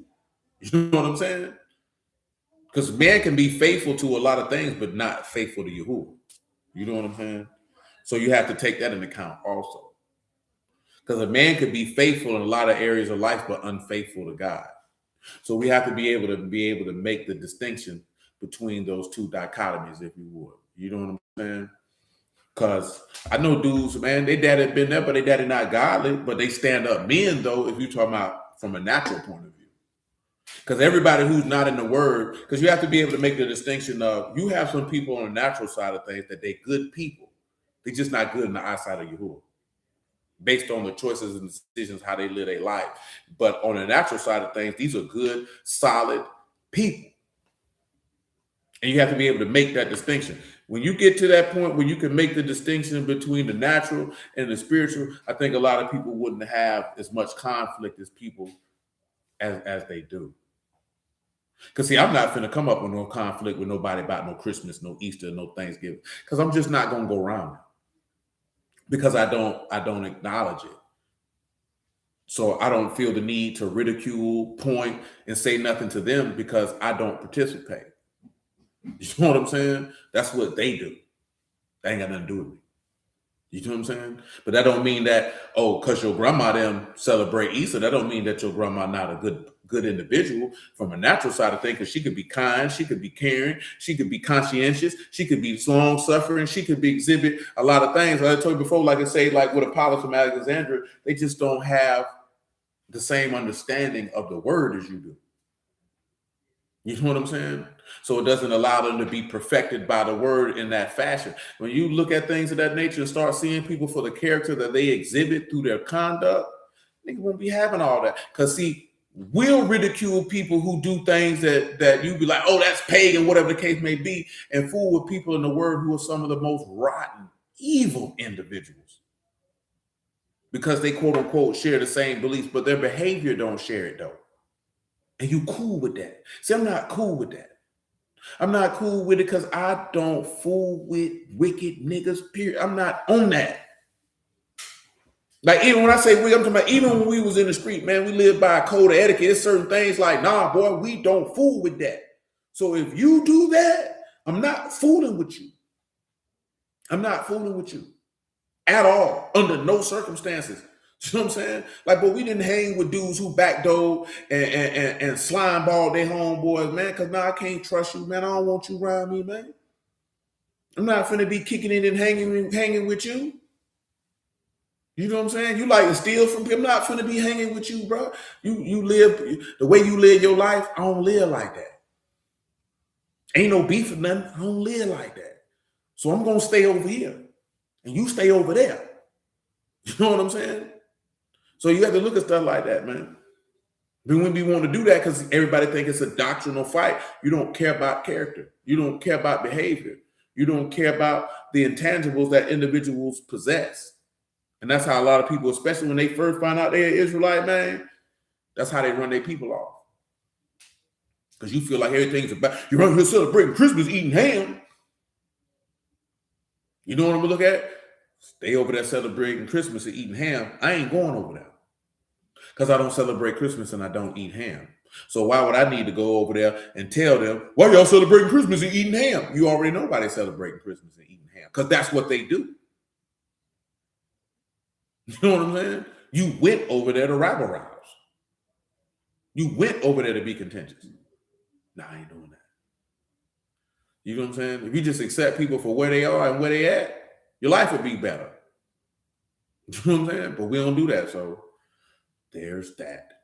But yeah, godly examples can only come from godly individuals. Like you could have been with your mama. Your mama could have been a great woman, but she can't give you any information on being a godly woman if she wasn't one, because she doesn't have a point of reference to start from. You know what I'm saying? To be able to communicate. Does that mean that they can't communicate godly principles? Because there's a lot of us who live by certain godly principles before you got in the word. You just didn't know they were godly principles. You know what I'm saying? Nevertheless, where we at with this book? Good with Psalms 101. No, keep on going. Psalm 101 and 4. A froward heart shall depart from me. I will not know a wicked person. Whoso privily slander his neighbor, him will I cut off. Him that have a high look and a proud heart will not I suffer. He ain't gonna mess with him. My eyes shall be upon the faithful of the land, that they may dwell with me. He that walk in a perfect way, he shall serve me. He that walk in a what? In a perfect way, he shall serve Tell me. him what perfect is. He said, what is the proper guidance for a man who has to earn and prove his worth and love? Earn his proof and love from whom? Oh, in love. What is the proper guidance for a man who has to earn and prove his worth in love? I mean, shoot, man, the guidance comes from the word. Everything comes from the word. And for men who live by it, Perfect is Tamim. and y'all know what that is. Complete, whole, innocent, having integrity. That's the people you fool with. In love with partner and family. You know, being godly, man, you know, that's a commitment, which we get into with the Luke 9 and 23. We go to 1 Corinthians 15 in a second. That's a commitment. You know what I'm saying? So that commitment and that example, because see, number one as a man, I'm not finna earn and prove to get no love from nobody. You know what I'm talking about? What I mean by that? But number one, if you take my family, your natural family, you know what I'm saying? Not your wife or your children. I'm not going to do nothing to earn and prove my love to nobody who I'm related to. Because that means that's how you get into the point of seeking outside validation. Now you got to move around and feel like you got to be a dancing monkey to perform so these people can accept you. I will not. And then come down to a woman, I'm not doing that either. You know what I'm saying? I'm not an entertainer. I'm not a performer. I'm not doing none of that. And I'm not finna get on no tilt-a-whirl so you can be impressed, so you can love me. Yeah, you can go to the nearest hell and surely get out of my face. You know what I'm saying? So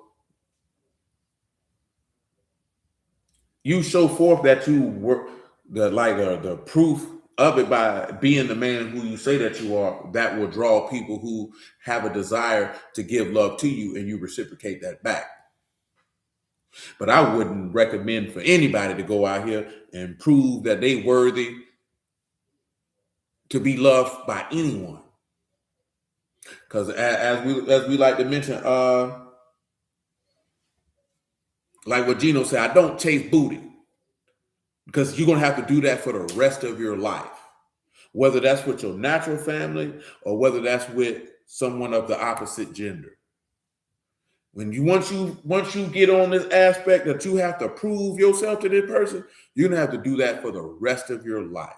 That's why women say he stopped doing the things to get me, because that man got tired of performing. Because you ain't really want to fool with him like that. He had to perform in order for you to fool with him like that. But you can't keep that up for an extended period of time. You know what I'm saying? It's not tenable. It's not reasonable. It's not realistic. Because who you are as an individual is why this individual, of course, now who you are and what you do. Because I know I see women say that all the time, that men don't love you for who you are, but for what you do. Everybody loves people for what they do. And if you say different, you lying. You lying. You know what I'm talking about? You're lying, because love is an action word. So that means that there's certain things that you have to do. Now, see, most people only regulate that to money, or what people call domestic labor. But the reality is individuals want to be loved simply for existing. You know what I'm saying? And the only person who's going to love you for simply existing are your parents and God. And I'm talking about just off the top. And that's only going to last for a certain time with Yahuah. Your parents going to love you simply for existing to the day that they die or you die. You don't necessarily have to do anything for your parents to love you because you're their offspring. But everybody else in life, you're going to have to do something. And that's what people don't like. They don't want to hear that because you've been socialized in this God-forsaken place that we dwell in, that you should be loved simply for existing. But that's not how love works, man. That's not how that works. You know what I'm saying? And I know it's a harsh reality. We don't like to hear that. And some people be offended by it, but it's nothing to be offended by. Because like I told you, man, y'all have mercy on our soul, Joanne Bonton. That's the only thing I can remember her saying for the most part, because she died, I was very young. That love is an action word. It's something that you do. Now, see, for a lot of times, a lot of ladies love how a man makes them feel. And once he don't make them feel like that no more, that's why they want to leave. And that's why some ladies get offended when they hear a man say, well, my wife does this, and I love her for that, because they actually want you to love her for how she makes you feel, and you don't love like that. And that's where the disconnect come in at. Because I'm not loving you based on how you make me feel, because I know that my feelings change from day to day, minute to minute, hour to hour, if you would. Now, most people are not that temperamental. You know what I'm saying? But you understand what I'm saying, because just clear that up. And that's man or woman. Most people are not that temperamental. Somebody that temperamental, you might be bipolar. You know what I'm saying? And I'm not saying that to be funny. I'm just being honest with you. If you go through that many highs and lows in one day of your emotional state, you might want to be checked to see if you're bipolar. You know what I'm saying? And then, handle that how you see fit to handle that. But nevertheless, that's what I've been able to ascertain in life. You want that man to love you like how you love about him. He don't love how you make him feel, because they don't love like that. You know what I'm saying? So when you understand that, then brothers say you have to reprogram your mind and how you think. Man, I'm not finna earn and prove that I'm worthy for you to love me. You got me messed up. You know what I'm saying? But that's not out of no arrogance or anything like that. Man, I love myself. So because I love myself, I live my life in a certain type of way. That means there's certain things that I stand for and how I move and this, that, and the third. And that's so big. And then to be able to get love from somebody else, you know what you got to do, man? You got to give love. And that's what most people don't want to do. Most people don't want to give love, but they think that they should get love in return. That's not how that works. And if you give love, you have to be understanding of the fact that you might not get it back. And that's what shuts people up from giving it, because you scared, well, what if they don't give it back? What that got to do with you? Because Yahuah gave love and he didn't always get it back. Did that restrain him from giving it? Because because the text tell you Elohim is love. So if Elohim is love, if Yahushua is love, if Yahuah is love, and they give love, that means they give love irregardless if you reciprocate it or not. Because that ain't got nothing to do with me, because this is who I am. And you can't alter and change fundamentally who I am simply because you choose to behave a particular type of way. And I've always told you that you have to stay true to who you are, irregardless of what other people do. Because once you do that, you're going to allow people to fundamentally change who you are. What you do don't got nothing to do with me. Like I told you before, this is just an easy example. You a lady, you like to cook. Cooking for a dude is not performing wifely duties if that's what you like to do. See, it's only performing wifely duties when you're trying to earn his love, when you're trying to prove that you should marry me. That means you're performing. You don't really do this for real. You actually hate it. And that's why when you get married, you're not going to keep doing it, because you never want to do it in the first place, because that's not who you are. Now, of course, I can say this from two individuals. I ain't going to mention their name, who I know personally, obviously, who, when they married a man, they didn't know how to cook or even have a desire to do it. But because they love this individual, they had a desire to learn how to do it, because I fool with you. You understand what I'm saying? I fool with you. So now it's not going to be like, I got to cook for this man. I hate cooking for this man. You know what I'm saying? But then you have individuals, I just say this here because I can see Kalisha's here right here. Like, Kalisha like to cook. Matter of fact, I think Leah likes to cook. So when you like to cook, you know what that means? You'll cook for a dude, you'll cook for the family, you'll cook for your friends. You know what I'm saying? Because this is what you enjoy doing. So regardless of what they do or don't do, that's not going to change what you like to do. As Mika just say, cooking brings her joy. You're going to do it because you enjoy it. So if this nigga try to play you out for some food, guess what? That's your loss, baby, because I'm going to cook tomorrow. You know what I'm talking about? It's the same token if you as a man and there's certain things that you enjoy doing and you enjoy this woman's company and you want her to accompany you, she can't play you if you was coming here anyway. She can't be getting a free meal if you was coming here anyway. Baby, I come over here anyway. I'm letting you get to reap the benefit and experience of what I like to do. So if you try to play me, I ain't lost nothing, because guess what, I'm going to be here next week. But when that's not what you're doing, you trying to impress her and earn her love and prove your love, that's why you feel played. Because that ain't what you do. Do what you do. Be who you are. And the people who supposed to be in your life, they'll be there. The people who ain't supposed to be there, nah, man, don't go out here trying to prove yourself worthy of somebody love, man. That's a state of low self-esteem, in my opinion. I'm not a clinical professional. You know what I'm talking about? But in my honest opinion, that's a sign of low self-esteem. You don't love yourself. So we feel like we have to put on outward performances for somebody to love us, and then that's when we get in our mind, I'm worthy now. You know what I'm saying? I'm worthy now. Now you've given a person this much power in their hand to destroy you. Because once an individual see that that's what you want, that you need to prove your worth to somebody, they're going to do you dirty. And they're not going to do you dirty necessarily because they're just so inherently evil. Is that the average man or woman don't know what to do with that type of power. Because that's a lot of power, man. Once you let a person know that I really needed you to deem me worthy to love me, but you done gave a lot of power away to somebody, man. You know what I'm saying? You done gave a lot of power away. Most people don't know how to deal responsibly with that. Because that's a lot. You know what I'm saying? I ain't gonna lie to you. If I ran across somebody, man, you know what I'm saying? I'm talking about shoot, because I done did it before. And I seen they was on that type of time, like they felt like they needed to prove their worth. I ain't gonna fool with them. Because the juice ain't gonna be worth the squeeze. Because I already know. Now, of course, I had a little bit more wisdom than some at a young age. I already know it ain't gonna be worth fooling with you. It's not gonna be worth fooling with you.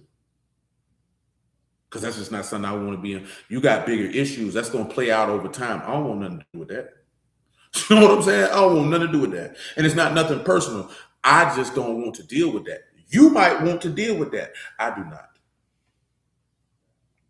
I don't. You know what I'm saying? Come on, Sigo. Listen, right? These are my personal thoughts and opinions on that. You don't have to think that way if that's not who you are. If you want to deal with that, fine. Just know what you're getting yourself into. But I do recommend, don't live your life out here trying to prove your worth. When I say prove your worth, meaning because you have to show some type of worthiness in life, period. You know what I'm saying? Because you have to do that on a job. You have to do that in a business. You know what I'm saying? So to show because let's look at what worthiness means by definition. Let's do that, Civic. That sound about right to you? Mm-hmm. Hold on, I got to delete something. There's too many stuff. There's too many tabs on here.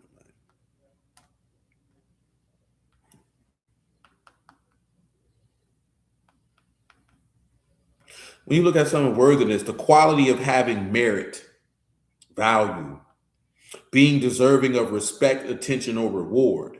It measures how suitable or qualified or fundamentally valuable someone or something is for a specific purpose or standard. The stating having substance, importance, or inherent goodness. This is general value, by the way.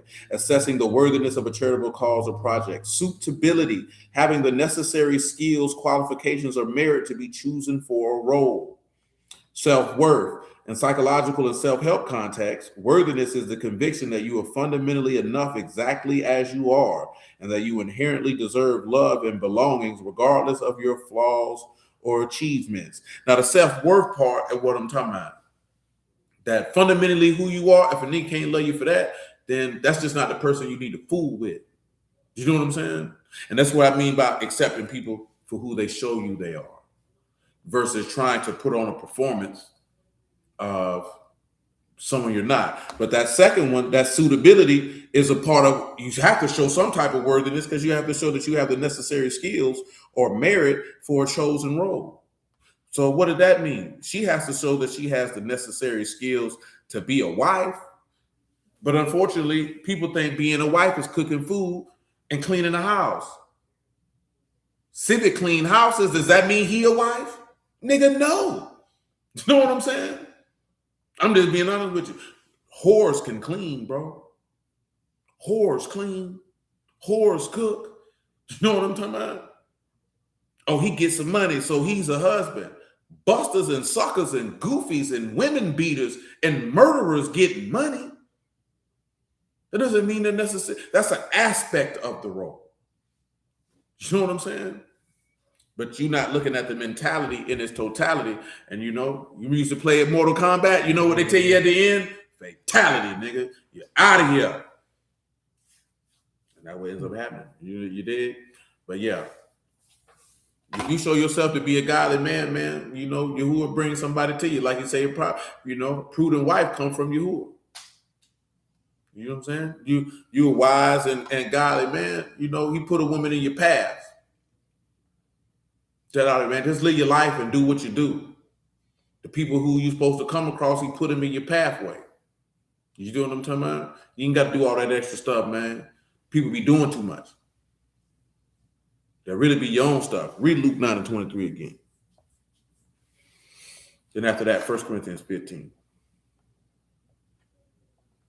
But I get it though, man. We live in America. That's the stuff that come along with it. And he said to all, if any man will come after me, let him deny himself and take up his stake daily and follow me. Tell him what stake is, man. After that, 1 Corinthians 15:29.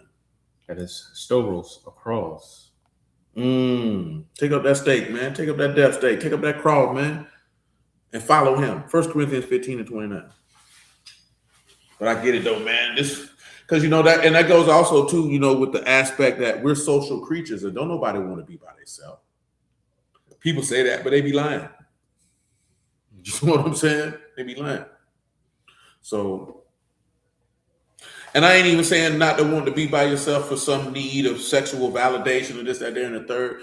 You know, even in your own law, you tell you that it's not good for man to be alone. So if it ain't good for man to be alone, you think it's good for a woman to be alone? I would wager not. To say to love someone, is it more practical or unconditional? There's no such thing as unconditional love. It doesn't exist. You know what I'm saying? That's a Western thing that people make up. Because let's look at what they describe as unconditional love. Let's see what Mr. Charlie described it as. You can read 1 Corinthians 15:29. Go ahead. Else what shall they do which are baptized for the dead if the dead rise not at all? Why are they then baptized for the dead? Why stand we in jeopardy every hour? I protest by your rejoicing, which I have in Mashiach Yahushua our Lord. I die daily. I die what? I die daily. See, he didn't say he repent daily. Now, did he say it? He said he died daily. And you know why he said he died daily? Because that's what the Lord told you to do. You die to your, mortify your members, if you would, like I said in Colossians. Let's read this definition of unconditional love. It's an affection or bond given freely without expectations, limitations, or strings attached. It means caring for someone's well-being and happiness regardless of their flaws, mistake, or external circumstances. While it's a deeply cherished concept, understanding it requires looking at both its beauty and practical boundaries. Zero contingency. The love does not depend on the other person's behavior, performance, or the ability to reciprocate. That's not even, boy, the book don't even teach that, man. Now listen, what I mean by that, because some will say, well, it does, but it doesn't. Because he said he calls us the rain to fall on the just and the unjust. You know what I'm talking about? Read it for him, Sylvia. 5:44, Matthew. The next one is safety, because as an individual, your love would depend if this nigga punch you in your mouth. This don't depend on the other person back, so you can just do whatever. Oh, no. You know what I'm talking about? Oh, they don't perform. This woman don't do nothing for you. I'm gonna still love you anyway. You stupid. You stupid. Don't even make no. And when I say do nothing for you, man, that could be a multitude of things. Dang, she don't think about you during the day. I seen some women on threads going off because a lady said that it brought her joy to make her husband lunch. And you think I'm supposed to stay? Now I don't eat lunch. You know what I'm saying? So that ain't nothing that I need. But that woman says it bring her joy to do that. So I ain't making that nigga no lunch. Well, what you around here for then? You know what I'm saying? What you around here for then? Why is you steady telling me everything that you don't want to do? This is how people do God, though. That's the only reason why this is because you the woman. And you get upset when it's any time that anything that he requires from you, it make you mad. Why I gotta do that? You worthless, ho. You're worthless. You know what I'm saying? And people don't want to hear that. You don't want to do nothing. You're fundamentally worthless. Because what you're here for? And you think I'm supposed to, man, you got me all the way messed up. Come on, sis. But I say unto you, love your enemies, baruch them that curse you, do good to them that hate you, and pray for them which despitefully use you and persecute you, that you may be the children of Yahuah, which is in Shamayim. For he make his sun to rise on the evil and on the good, and send rain on the just and on the unjust. Now listen, look at what it says, safety and acceptance. This is not unconditional love. This is just regular love. It provides a space where individuals feel safe to be their authentic selves without fear of judgment or rejection. That ain't got nothing to do with no unconditional love, man. That means you love this person for who they are. But that be the problem. People love this person's represent. See, when people see, I don't even understand how you get to a point where you feel like I can't be my real self. Well, who the hell you been?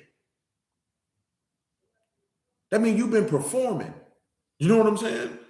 Because you should just be yourself from the jump street, and they can accept it or reject it. Just be yourself. Listen, man, my granddaddy told me the same thing that Bernie Mac character said in House Party, which is why I found it so funny. He just didn't curse. You know what I'm saying? I can remember it right now as I'm saying it to you. I can remember sitting in the driveway at the house on Martin Luther King Drive. He said, man, if they don't like you, screw them. Screw them. That was his exact words. You know what I'm saying? Be yourself. If people don't like you for who you are, screw them. You know what I'm talking about? He had to tell me this had to be about 1986, 87 at the latest. You know what I'm saying? So when I seen House Party and Bernie Mac say they don't like it ever, you know what I'm saying? Like straight up and down. So you mean to tell me, but listen, right? When people be quote unquote dating people, you not being yourself, you giving a representative of who you think this person would like instead of just being yourself. But you know why you don't want to be yourself? Because you don't like yourself. You know what I'm talking about? So you know ain't nobody else gonna like you because you don't like you. See, when you like you, I don't give a damn if you don't like me. Nigga, I like me. Now see, when people hear that, they think you're arrogant, you're proud, this, that, and the third. You mad because I like myself and you don't? And I'm supposed to shrink and act like I don't love myself and like myself because you don't like yourself? Nigga, I wish I would. You liking or loving me has no bearing on how I feel about myself, man. Not now. Because the minute I let you tell me about me, then I ain't me. And why would I give you that type of power? Who are you? Who are you for me to get that over? The only person that should have that type of power over me is my God. And you ain't God, so I ain't getting it to you. I ain't getting it to you. You know what I'm saying? No. This is the next thing it say. Constancy. The emotional bond and deep care remain steady even during disagreements or life's hardship. That's called long suffering. That's not, you mean to see, that's somebody, so you, okay, we had a disagreement, so the love gone because we had a disagreement, but what did the book tell you? Love never fails, so you ain't never loved me, man. See, this is a bunch of monkey crap. What is it not? Unlimited tolerance, unconditional love should not be confused with accepting toxic abusive or harmful behavior. Lack of boundaries. Healthy, loving relationships require limits. Setting boundaries is not withdrawing love. It's about protecting mutual well-being and ensuring the relationship remains nourishing rather than destructive. Monkey crap. See, they want you to believe in unconditional love because they want you to believe that no matter what you do, you're going to love me. But God said, boy, you go against me, I'm going to go against you. You love me. Matter of fact, get it for him, Sylvia. Proverbs 8:14. Unconditional love is mostly commonly associated with the intense protective bond a parent has for a child, where a caregiver continues to love and support the child regardless of their failures or choices. It is also highly central to many spiritual and religious philosophies, such as the concept of divine or agape love. You know what I'm saying? And that's what we put in there with agape love. What it is. That's not what agape love is not unconditional. That's insane. While it can exist in romantic relationships, human romantic love often requires negotiation, mutual respect, and shared goals to thrive. Experts and psychologists often emphasize that true unconditional love must start with oneself, practicing self-compassion, self-awareness, and self-acceptance before attempting to offer it to others. Monkey crap. That's what that is. Monkey crap.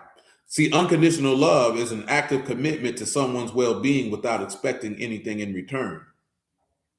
It means cherishing someone for their inherent worth, regardless of their flaws or fluctuating circumstances. Now, the true meaning of unconditional love goes far beyond the honeymoon phase of romantic feelings. It is built as love as an action rather than just a feeling or emotion. No strings attached. You support someone's happiness and growth without keeping score. Listen, this is everything 1 Corinthians 13 say, the first two, but that's not unconditional. Because unconditional means there's no conditions. You're in a covenant with Yahuah, and guess what that covenant has? Conditions. It's insane. Radical acceptance. It involves seeing someone's imperfections, and mistakes, but choosing to love them anyway.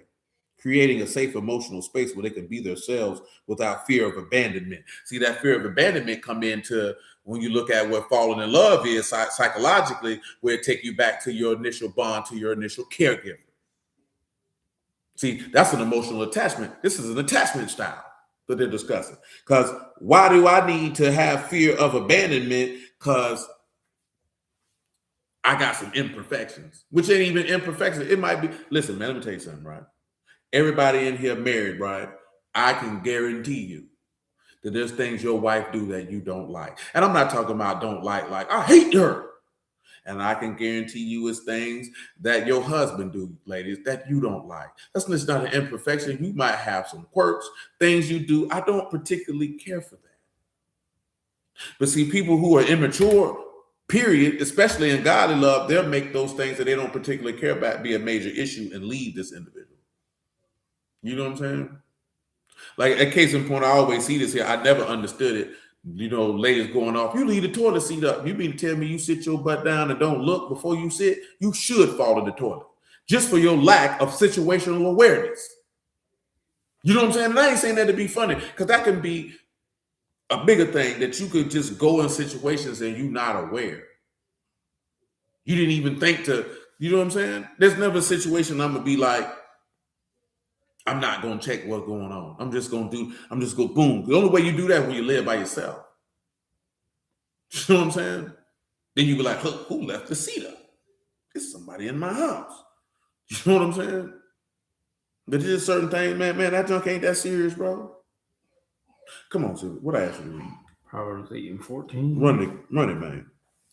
Counsel is mine, and sound wisdom. I'm understanding. I have strength. Mm-hmm. By me, kings reign and princes decree justice. By me, princes rule and nobles, all the judges of the earth. I love them that love me. I love them that love me. And those that seek me early shall find me. It's simple as that. He said he loved those that love him. It is what it is. This is another thing they put on here. Unconditional love means embracing someone fully, flaws and all, without expecting them to change for your benefit. Now, see, that's not unconditional love. That's not being stupid. That's not being stupid. That's not being stupid. Because if this person ain't this, then you already know that. You know what I'm saying? This is why a lot of people be upset. I tell you this all the time. People be getting with people and you want them to be somebody who they've never shown you that they were. Then you be like, they don't love. How you want a nigga who fix stuff if this nigga ain't never fixed nothing in his life? I remember I heard Scarface say this on the record, man, like, oh, that make me less of a man because I don't work with my hands. And you know what y'all let women and other dudes do? Justify your masculinity about what you can and can't do. So what, nigga? I don't fix cars, nigga.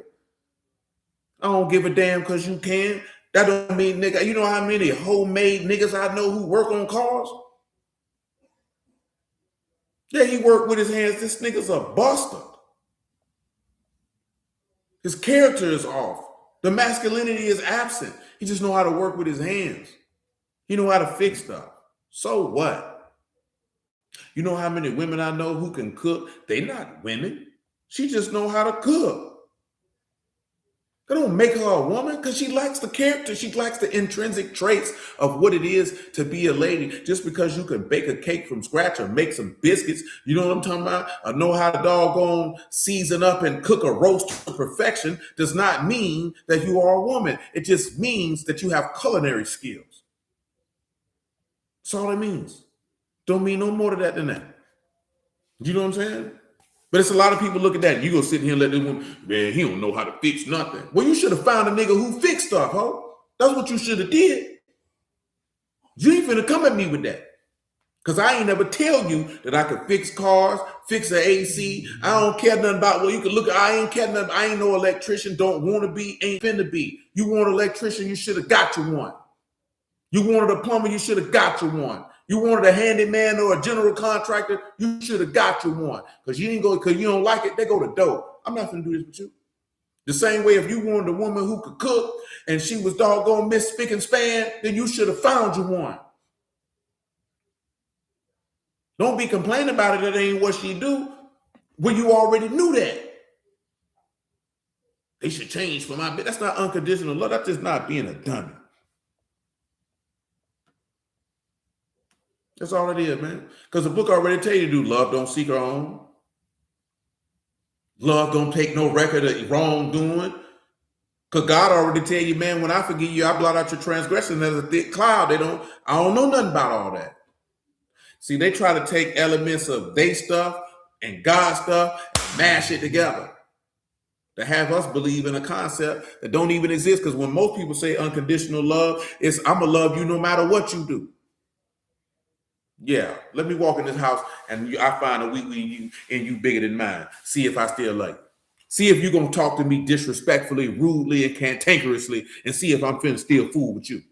You got me all the way messed up because I bet you I ain't. Because I'm not finna tolerate that. And that don't mean I don't love you, but I love me more than I love you. Because you're not finna sit here and talk to me any kind of way. You know what I'm saying? Absolutely not. You certainly not. I see some, you just not a strong enough man. Okay, then call me weak then, ho, because you not finna talk to me like that. My mama ain't talk to me like that. So you know what that means? I don't have a foundational framework of accepting verbal disrespect from a lady. So therefore, I'm not going to accept it from you because I don't have to, because I love myself. And you know what's also the flip side to that, Civic? I don't talk to you like that. So simply, now see, it'd be different. If I was loud, rude, and cantankerous with you, and you gave me that back, I can't even be mad at you, baby. You know what I'm saying? But if I don't talk to you like that, oh, you definitely not finna talk to me like that. You know what I'm talking about? You ain't got but one. Listen, man. You can't even talk to me with an elevated tone. You need to get that together. We need to get that together. You know what I'm saying? I know certain things can get excitable. There's allowances for that. You know what I'm saying? But you're not going to talk to me like that. And you know the biggest reason why? Because I'm not going to let my son see you talk to me like that, so he can think somebody slew-footed daughter can talk to him like that. Well, mama do it to daddy, so it got to be cool. No, ma'am, you're not going to talk to me like that. It's a lot of women feel like they talk like, listen, man, I had a girl say something, she was like, oh, I'm going to talk to you like this here, and you're going to take it. Nigga, who, where, and how? Not me, you lying to me. Oh, you're not going to talk to me like that. Because I'm going to walk away from you. I'm going to kill the conversation. You're going to be sitting here talking to yourself. You know what I'm saying? And guess what? God don't talk to you like that neither. Listen, man, I ain't saying there ain't going to be no disagreements, no head button. The human beings, that's going to happen. But we ain't got to get disrespectful. You know what I'm talking about? Not on purpose. You know what I'm saying? Sometimes you can get disrespectful. You know what that was kind of power. But you got some people, they intentionally disrespectful. And there's one thing in life I'm not going to deal with is an intentionally disrespectful woman. I'm not going to deal with that. Because the women in my life, they wasn't intentionally disrespectful. And if you talk to me like that, I know you talk to my children like that. See, this is stuff that y'all don't be paying attention to. If she could talk to you like that, you don't start having quarters with her. And if you was having quarters with her, guess what you do? You stop. Because if she'll talk to you like that, she'll talk to your children like that. You know what I'm saying? Ma'am, if he'll talk to you like that, he gonna talk to your children like that. You know what I'm saying? You supposed to be paying attention to that before you lay with him. If he can just walk out, I hate all you, F you. Oh, no. Yeah. I'm going ahead and delete your number, man. You know what I'm saying? Because that's what you supposed to, you finna talk to my son like that? You gonna talk to my daughter like that? No. Hell no. What you have to? No, that was good. And we read the 1 Corinthians 15. We come back to Leviticus too. Oh, yeah, man. Remember, man, tomorrow, y'all willing, man. Doors open at 11:30, man. I know I ain't posted that yet, but those open at 11:30, man. Y'all willing, we'll be cranking up sometime after 12. Y'all willing no later than 12:30. Because we ain't gonna necessarily always be in exact start time, but that range is gonna be between 12 and 12:30. But the doors open at 11:30. Go ahead.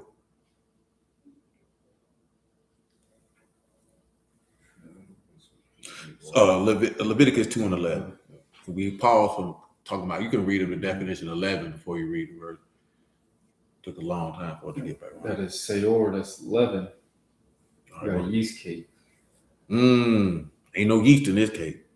Say, no meat offering which you shall bring unto Yahuah shall be made with leaven. For you shall burn no leaven, nor any honey, and any offering of Yahuah made by fire. As for the oblation of the first fruit, you shall offer them unto Yahuah. They shall not be burnt on the altar for a sweet savor. And we already know that with Yahushua, when he done resurrected from the dead, he ain't get burnt no more. Sweet savor, come on. And every oblation of your meat offering shall you season with salt. Now we talk that. That's what we start. You season it with what? With salt. Go ahead. Neither shall you suffer the salt of the covenant of your Elohim to be lacking from your meat offering. Now go to Luke 14 and 32. He said, be lacking from your meat offering, man. You say, neither shall you suffer the covenant of your Elohim to be lacking. Go ahead with it, man. Or else while the other is yet a great way off, he sent an ambassage and desired conditions of peace. Go ahead. So likewise, whosoever he be of you that forsake not all that he hath, he cannot be my disciple. Can't be my disciple. Salt is good, but if the salt have lost its savor, what shall it be seasoned? What shall it be seasoned? It is neither fit for the land, nor yet for the dung. What they do with it? But men cast it out. He that have ears, let him hear. Read that again with that salt, man. What that salt is, man? Salt is good, but if the salt have lost its savor. Tell them what savor is right there, man. Your salt done lost its savor? It is variety, to be foolish, to act foolishly, to make foolish, to prove a person a thing foolish, to make flat and tasteless. So when you turn around and you look at if the salt done lost its savor, you acting foolish, tasteless, which all intents and purposes mean what? You useless. Now, when we look at salt from the Hebrew point of view, which is melach, meme, lamad, and kat. Y'all tell me what y'all come up with meme, lamad, and kat. Because he say, man, you got to make sure that salt in there, man. You know what I'm saying? You know what E40 tell you to do with that salt? Sprinkle me, man. That's what he told you. You don't know nothing about that. He said, hell no, I'm from Massachusetts. My cousin used to be an E40 fan. So don't listen to niggas from Vallejo.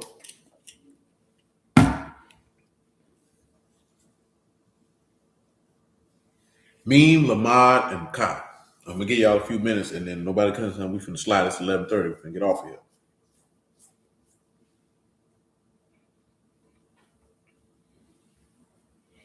Sounds like y'all like a good steak. That boy, that wow.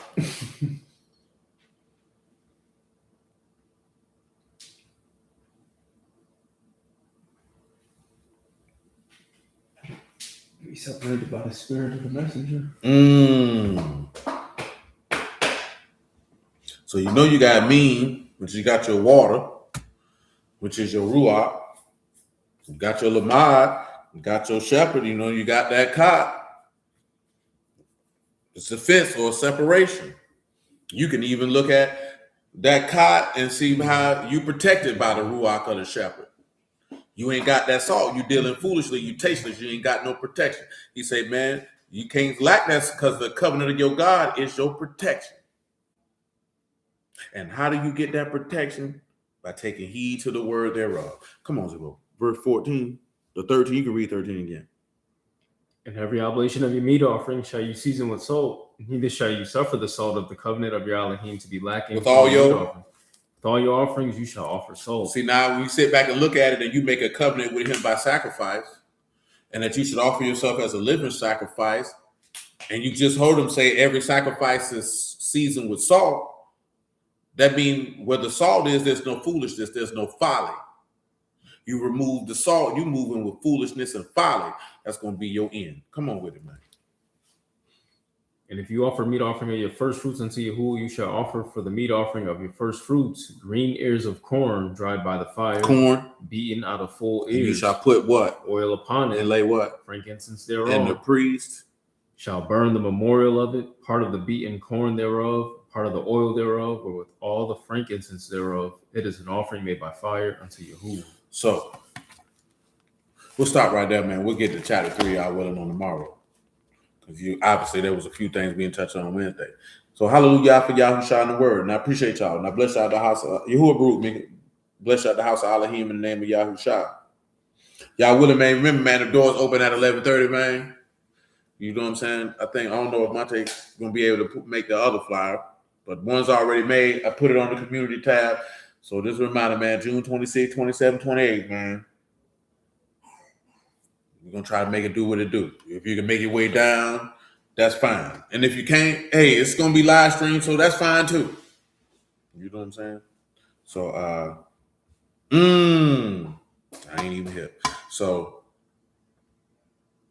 yeah, that's where we at with it. It's late. I ain't going to hold y'all. But again, I bless y'all the house of Elohim in the name of Yahushua. I appreciate y'all. Y'all willing, man. To tomorrow. Amen. Shalom, Sister Regina. Shalom, Brother Margaret, man. Love you too, man. That boy said the Knicks might sweep them, boy. Them niggas must have won.